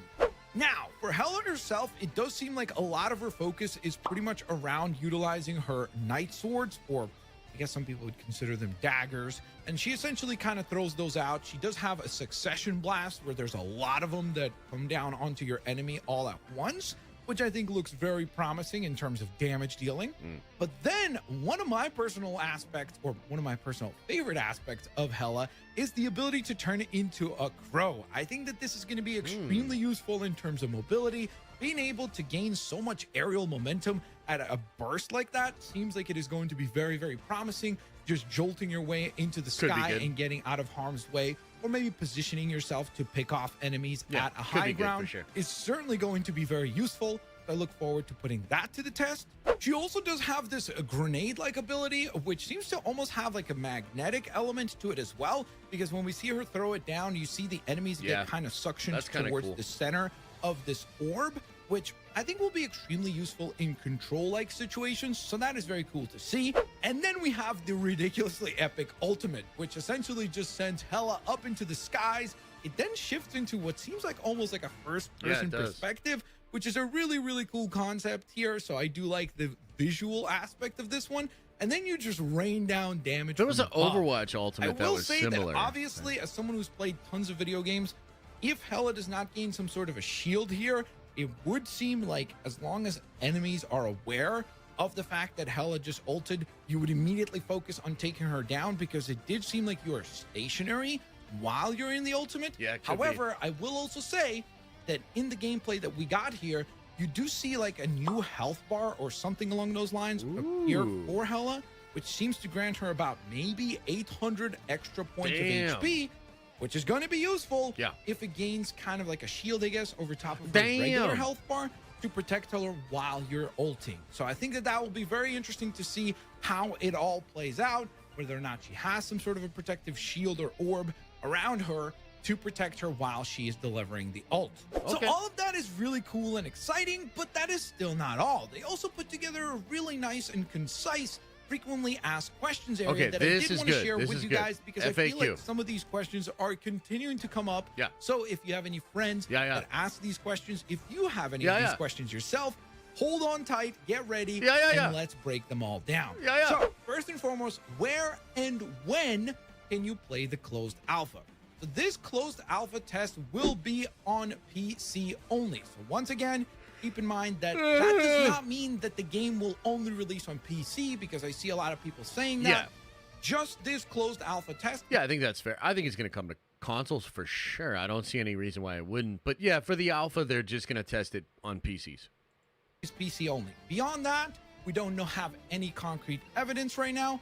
but I would suspect that this game will be available on other platforms as well. Same. But again, keep in mind that when they say that the closed alpha is PC only, it doesn't mean that the game will be PC only. True. So just remember that. Next, when will the closed alpha be available? Well, as I mentioned earlier in the video, it will start on May 10th at 5 p.m. Pacific and go up until May 20th at midnight Pacific, that is. In addition to that, they also did clarify that the competitive mode would actually go live on May 11th. So fear not, when you launch into the game on May 10th, if you don't see competitive mode live, that's why it will be live the day afterwards. So there's another further clarification there. Even in their official FAQ, they did clarify that yes, there will be more opportunities to get into. Okay, so the day one, like when we get in there Friday night, we'll just probably mess around with some characters, play some quick play, maybe some kill mode or whatever that is. Obviously, I want to run through the tutorial for a couple of characters. And then after a good session, maybe be ready for some ranked Saturday. And maybe we'll do like just a special stream on Saturday just to try some ranked. To the closed alpha as the closed alpha test is actually happening. So that is extremely exciting. Ooh, Magneto looks tough there. Oh my God, look at the Punisher, dude. He looks badass. People that weren't selected as part of this original pool of players. Again, things like being able to watch streams of content creators that are approved by Marvel Rivals will allow you to possibly get some invites as well. So that is extremely exciting to hear. They also confirmed that there will be no NDA for this particular closed alpha. For those of you that maybe are not aware of what an NDA is, essentially it is a non-disclosure agreement that would prevent you from sharing your experiences. That would prevent you from recording the footage and sharing it, so on and so forth. There is no NDA for this game. They are going full steam ahead, allowing people to share their gameplay, to share their impressions, and hopefully, ultimately, make the game better because of the fact that... Yeah, that's going to be sweet. I'm excited to stream it. We get to play it. We get to share our experiences. Everybody gets to kind of add to the I'm excited to stream. conversation, and hopefully, because of that, we end up with a much better game. I feel like this is also an extremely important point to raise from the FAQ, and that is that the progress that you make during the closed alpha test will not roll over into the full game. Yeah, that's all right. I mean, whatever. Said as much, saying, will my progress and data remain after the test? They said, no, all account data will be wiped out after the test. However, on the more positive side of things, they also said the following, answering the question of, will there be more content in the full game at launch? Yes, the content available in the closed alpha is a small sample of the full scope of the game. There will be more content available at the game launch. That sounds insane to me. I mean, that sounds absolutely bananas, considering that we already know of 3 different maps. We know of 19 different characters. That's, to me, that sounds like plenty of content for a full launch. But the fact that they're saying that this is a small sample compared to what they're planning for the full launch sounds extremely exciting. Sounds good. And also kind of makes me panic because I'm kind of thinking like, holy moly, how many characters am I going to have to learn? How many maps am I going to have to learn? But it's all a good problem to have. So there you have it, guys. Another huge and exciting... Cool. Now, it kind of seems like there isn't really videos out there that like kind of break down every character because not everything's been announced yet, right? So... I'm interested in Doc Strange. I'm interested in Spider-Man and Iron Man. I'm really interested in Magneto. You would think Magneto would probably be DPS. That sounds cool. Punisher's probably DPS. That's probably good. I mean, if Doom is actually in it, which I doubt he's in the beta. Is there a video that talks about all the characters that are actually going to be in the beta? Let's see here. See if we can find... did you guys find anything, or is nobody Googling stuff for me and just telling me to do it myself? Is that what's... is that what we got going on over here? What the hell? What the hell, man? What the hell?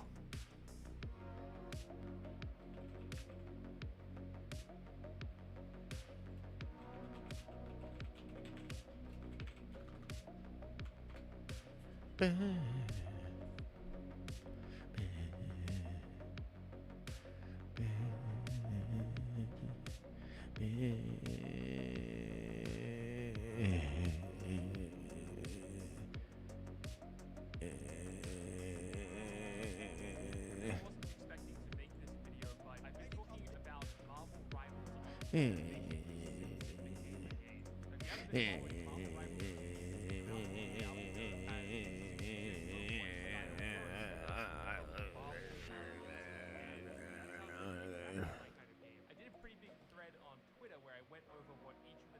everybody relax. Of what characters are interesting to you, because I spent a silly amount of time rewatching the trailer over and over again, so I might as well share all the details I found. And I was very surprised by the amount of interest in such a tweet, so I decided I'd kind of take all the information that's in that Twitter thread and convert it into a video, and I'm going to give you some even extra pieces of detail. Okay, so first things first, before we jump into any character-specific stuff, I want you to know about the universal rules of the game. Yeah. As we just talked about, it's a 6v6 hero shooter. There are currently 2 game modes that we've seen. Game modes, I assume, are going to function relatively similar to Overwatch. It's not like you're going to queue for a game of Escort. You're just going to queue for a game of Rivals or Quick Match or Ranked or whatever, and you'll be randomly assigned to whatever the game modes are. And with that in mind, there are 2 game modes. There is a game mode that we'll call Escort mode for now. Is that the even though we video don't I'm really watching? have, Wait, Adam actually sent a video. Let me check this out. Hey there, friends, and welcome back to another video. Huge character leak. Have you watched this, Adam? Is it actually good? Intro, quick alpha update, new characters leaked. Okay, I might stick with the video we're on right here, brother. I think this will also cover a lot of that. Because new characters that are leaked sent 3 videos. Wait, what? Oh, okay. The other day we got a trailer for Marvel Rivals, and there's a fan. 20 characters in Marvel Rivals. Okay. I really don't care what you watch. Oh, thanks. All right, let's see this one. What's this one? The other day we got a trailer for Marvel.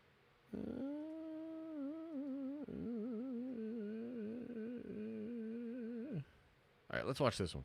Actual official name for any of these game modes yet, and then a quote-unquote King of the Hill mode. Those should be relatively self-explanatory to you if you've played other shooters before, but I'm going to use this video as kind of a blanket slate. So even if you've never played a shooter before, I want everything to be understandable in this video to you. Escort means we're going to have some type of payload or something that we push along the map. So on the offensive side, your goal is... Oh, dude, yeah. This is Magneto. Definitely looks like a tank here.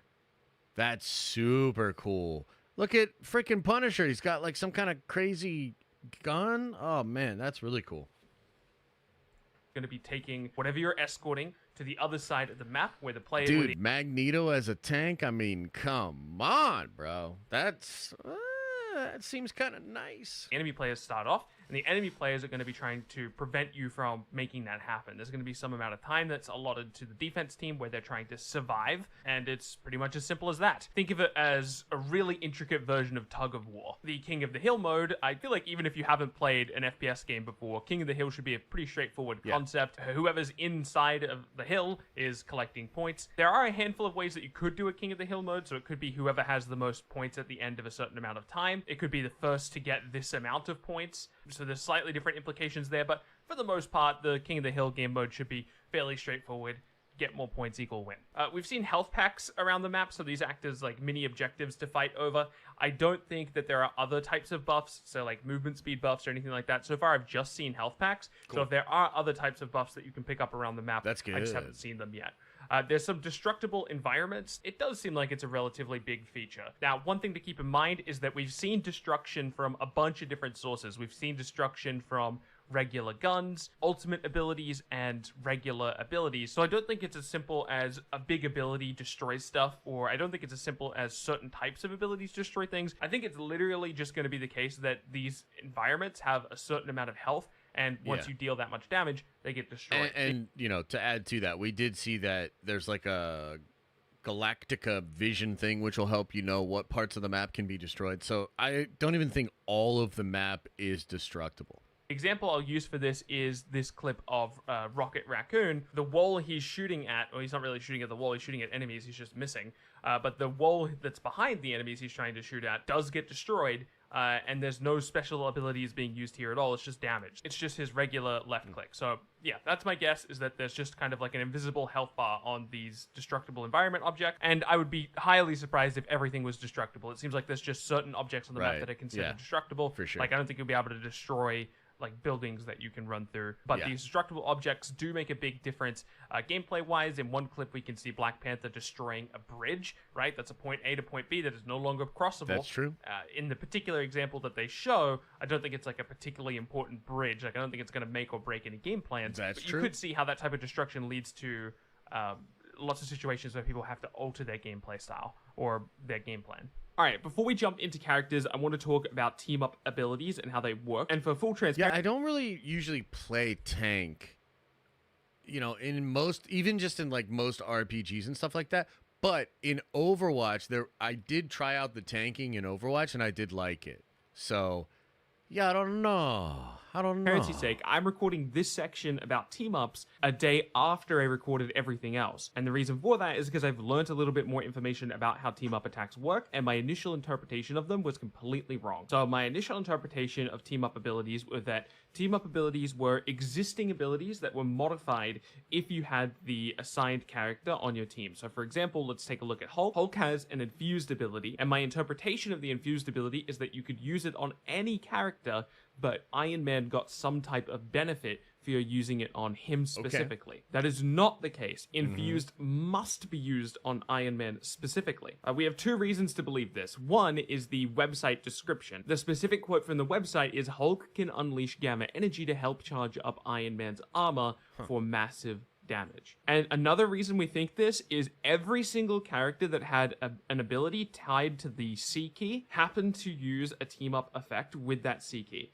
With one exception, Namor had a turret that was bound to his C button and did not have a team-up attack. Now, Luna Snow has a team-up ability with Namor, but Namor does not have a team-up ability with Luna Snow. At least we haven't seen one yet. Okay. And I would assume that Namor's not going to have a team-up ability because his key that you would normally use a team-up ability with is occupied by his turret, which is a core part of his kit. So, yeah, team-up abilities are these unique abilities that only are... So that's going to kind of determine team building a little bit, which is interesting because maybe there would be a meta team if the team up abilities were not in the game. Maybe certain teams would get very meta, but maybe the inclusion of these very powerful team up abilities kind of negates some of the meta choices because you want to have that team up on there. That's kind of interesting. Available to you while you have an assigned character on your team. For example, Groot can't ride any character. He has to ride Groot.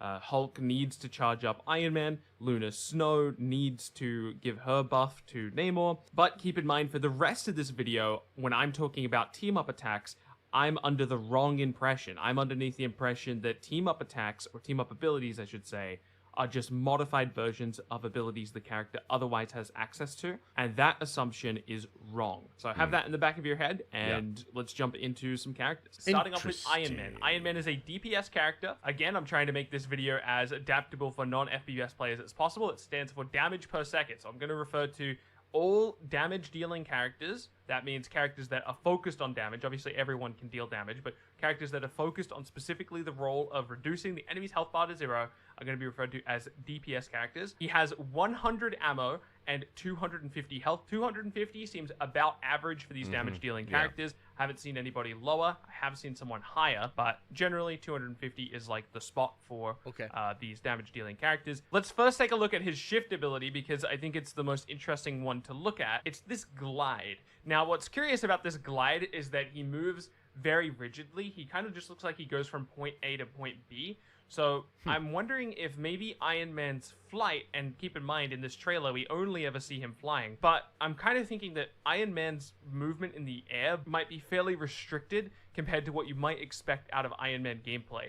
Because in both clips where you can see him using this kind of glide ability, he moves like an arrow. He moves completely straight from point A to point B. My current interpretation is that it just moves the character from point A to point B as opposed to being like an additional movement. Honestly, this ability alone makes it really hard for me to think about how Iron Man works, but I thought I would mention it anyway. Moving on to his stance switch, here's an example of it before and after. Basically, these little attachments that are coming out of Iron Man, I think that this is his stance switch effect. I don't really know what the difference between the two forms is going to be. We can see that on the HUD, his left click and his right click icons change dramatically both before and after him using E. It's really hard to gauge exactly what... So maybe it's like rate of fire versus damage.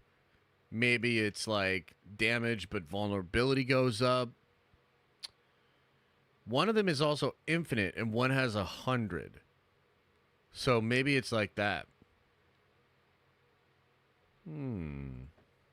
What this ability is doing, but basically I think while he's in this stance, he'll just be stronger in some way. We can actually take a look at a quick example of him using the same ability both in this stance switch form and outside of this stance switch form. So keep in mind that he also has a buff from Hulk, a team-up ability buff from Hulk here on the left. So there's also some visual discrepancies going on because of that. Okay. But if we look at Iron Man on the left, we see he does this big green beam, and he's got these gadgets kind of coming out of his back and assisting him with that big beam. Now, if we go over to the clip on the right, you can see Iron Man kind of freely flying around using the same beam ability, but it's significantly less enhanced, and it looks much it's in weaker. a different He doesn't have stance, those, gadgets behind him. So it's basically, I think the distinction between these two isn't just the Hulk power-up that he gets, it's also this stance switch ability that we've described just now. I've just called this ability Rocket. It's a simple rocket that comes out of Iron Man. It deals damage in an area.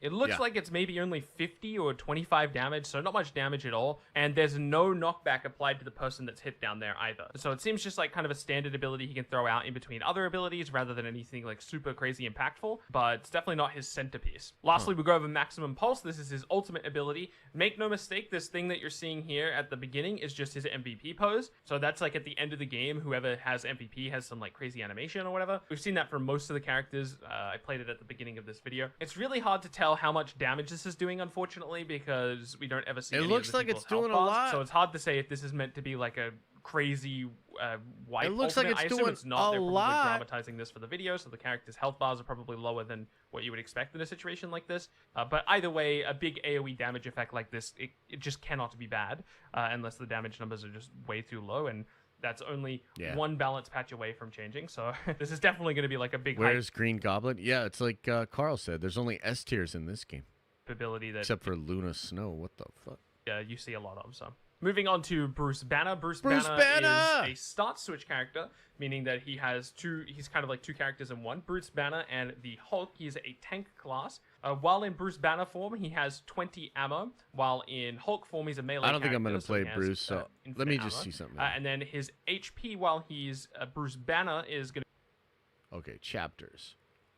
Let's look at Spider-Man, though. I definitely want to look at Spider-Man. Moving on to Spider-Man. Spider-Man's another DPS character. He is a melee character with 300 health. No team-up effect for Spider-Man just yet. We've seen 2 abilities from Spider-Man. Well, technically we've seen 4 of his abilities. We'll talk a bit about that in a second. Let's first take a look at Web Swing. We can see this at the beginning of the trailer, right when Doctor Strange is kind of entering the battlefield here. You see Spider-Man come in from the right. Watch how quickly this ability happens. It's very, very fast. It gains so much velocity. Boom! Look at him go! So yeah, you can get a lot of movement out of this ability. It's worth mentioning that he only has 3 charges of this ability. We've seen that later on in his HUD. Moving on to his ultimate ability, the Amazing Spider-Man. People have compared this to Reaper's ultimate from Overwatch. It's a relatively decent comparison, but my guess is it's going to be dealing significantly less damage than Reaper's ability because it has a little bit of extra bonus. That bonus being, once it hits enough times, it looks like it does damage over time. Okay. So definitely or is that like a different attack? AoE It's hard to wipe tell. ability. You're going to see this clear a lot of team fights, and it's going to be super annoying to deal with. So be sure to snipe that Spider-Man out of the air if you want your team to be able to survive their team fights. Now, I do want to point out that Spider-Man receives a 250 shield right as he goes into this ultimate. It's not entirely clear to me that the 250 shield is coming from his ultimate. It might be coming from an allied character that's off camera, so I don't want to say that he just gets a bunch of shield when he uses this ability, but Oh my it could God. make sense for him to get the shield to have a That's little bit crazy. of survivability during his ultimate, because I assume he's like freely targetable the same way any character would Yeah, be true. targetable for this type of effect. So yeah, it's just kind of like a built-in defense maybe, but it could also just be a character from off-screen. So keep that in mind. Not definitely getting 250 shield from his ult here, but he very well could be. Here's kind of like a bonus round for Spider-Man. We do get to see 2 of his abilities triggering, but unfortunately these abilities never actually hit a player, so we don't really exactly know how they work. If we slow down this clip from Black Panther, we can see Spider-Man attempting to use his web shot ability that we saw on the previous HUD, and unfortunately it just totally misses, and we have no idea what happened there.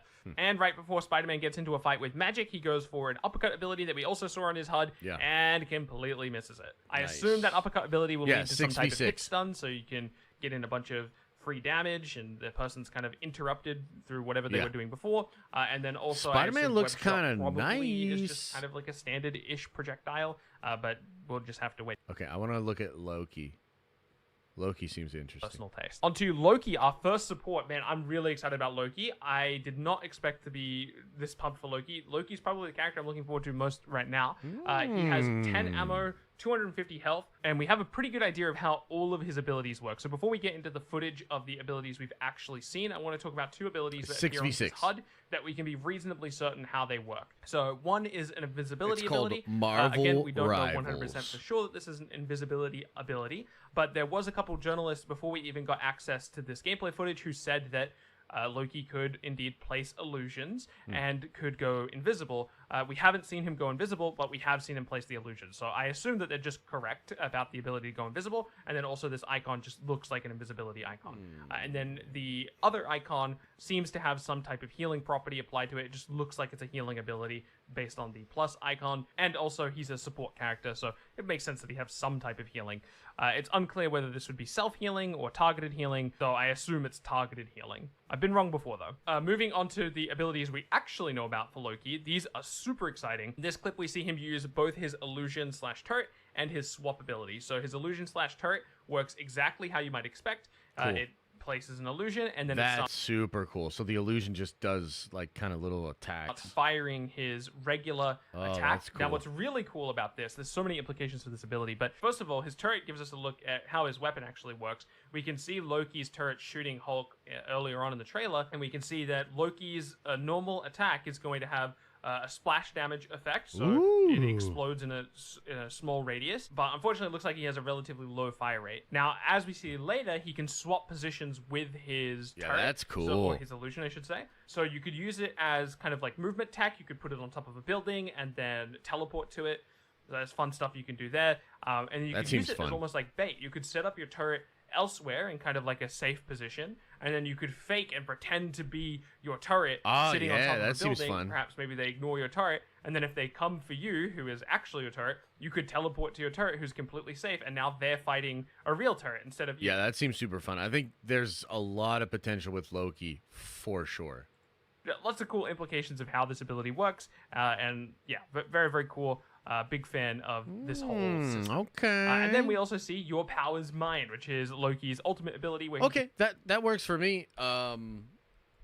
So I think it's gonna be Spider-Man into some Iron Man, try Doctor Strange, maybe try some Loki, try Magneto.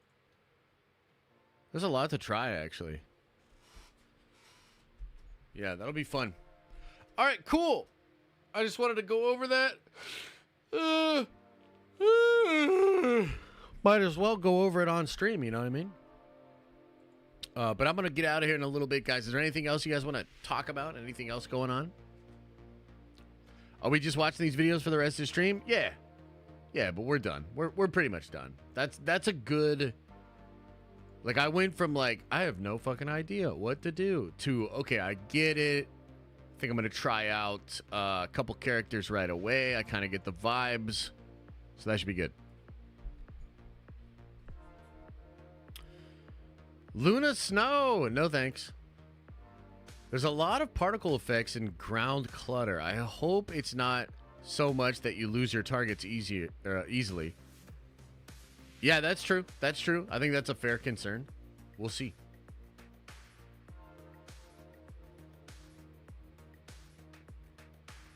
We shall see. Yeah. Pierce Brosnan, long-haired Magneto. Yeah, that could be cool.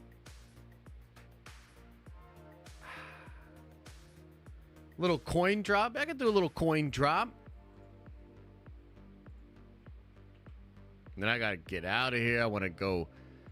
I'm getting kind of hungry.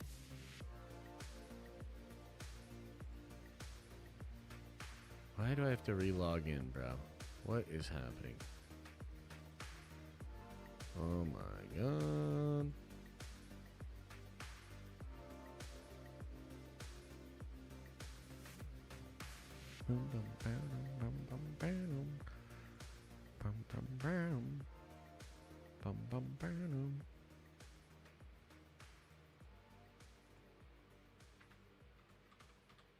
Do 10K for everybody.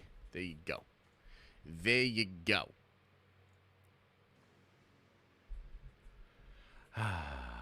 I'm so excited for Multiverses. Yeah, I saw the trailer just came out about a half hour ago. I'm excited for that one too.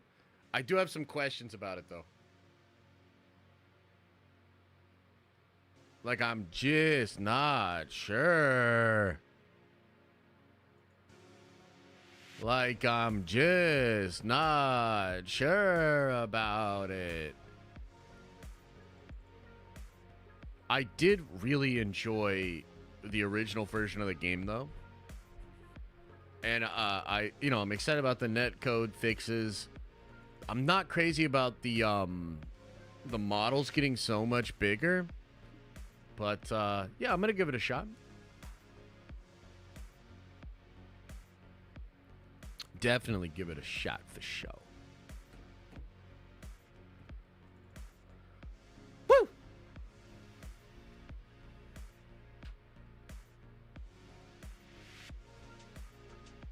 Yeah. All right, everybody. Hey, appreciate you guys. Thank you for being here. Nice long stream today. Almost 4 hours. Appreciate you. We'll be back at it on Friday. Actually, we're going to be back at it tonight in about 5 hours. For the Nerd Avengers stream when we deep dive into Image Comics. And then I'll see the rest of you Friday morning and then Friday evening for a nice Marvel Rivals stream. Okay? Thanks for being here. Much love. Appreciate you guys. As I always say, I hope you are having an awesome and a nerdy day. And I'll see you in the next video.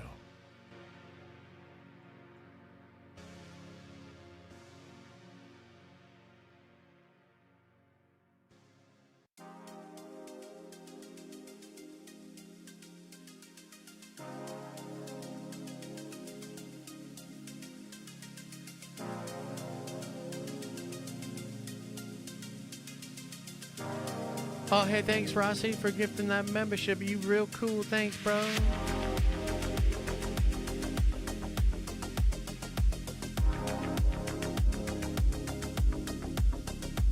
Oh, shit, so cool. Thanks, bro.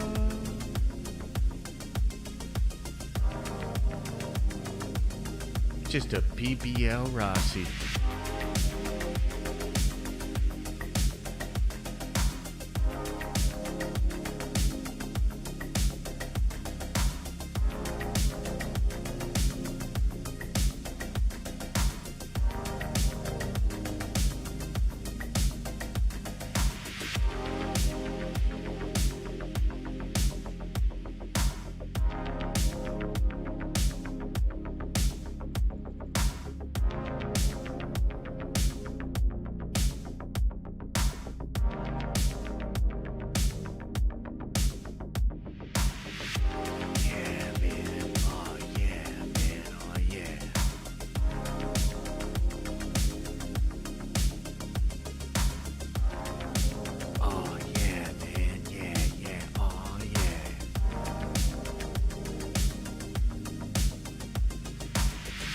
Did everybody leave?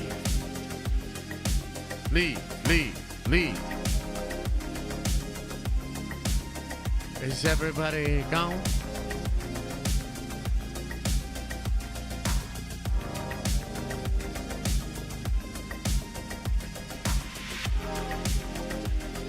frankly, I can't believe somebody shot up Drake's house.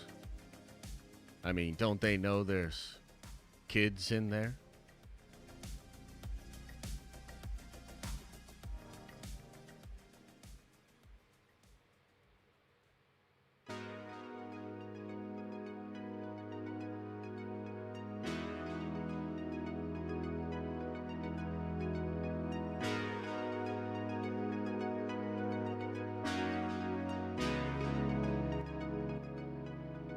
Open up your third eye and wash out your stinky butt. Ah!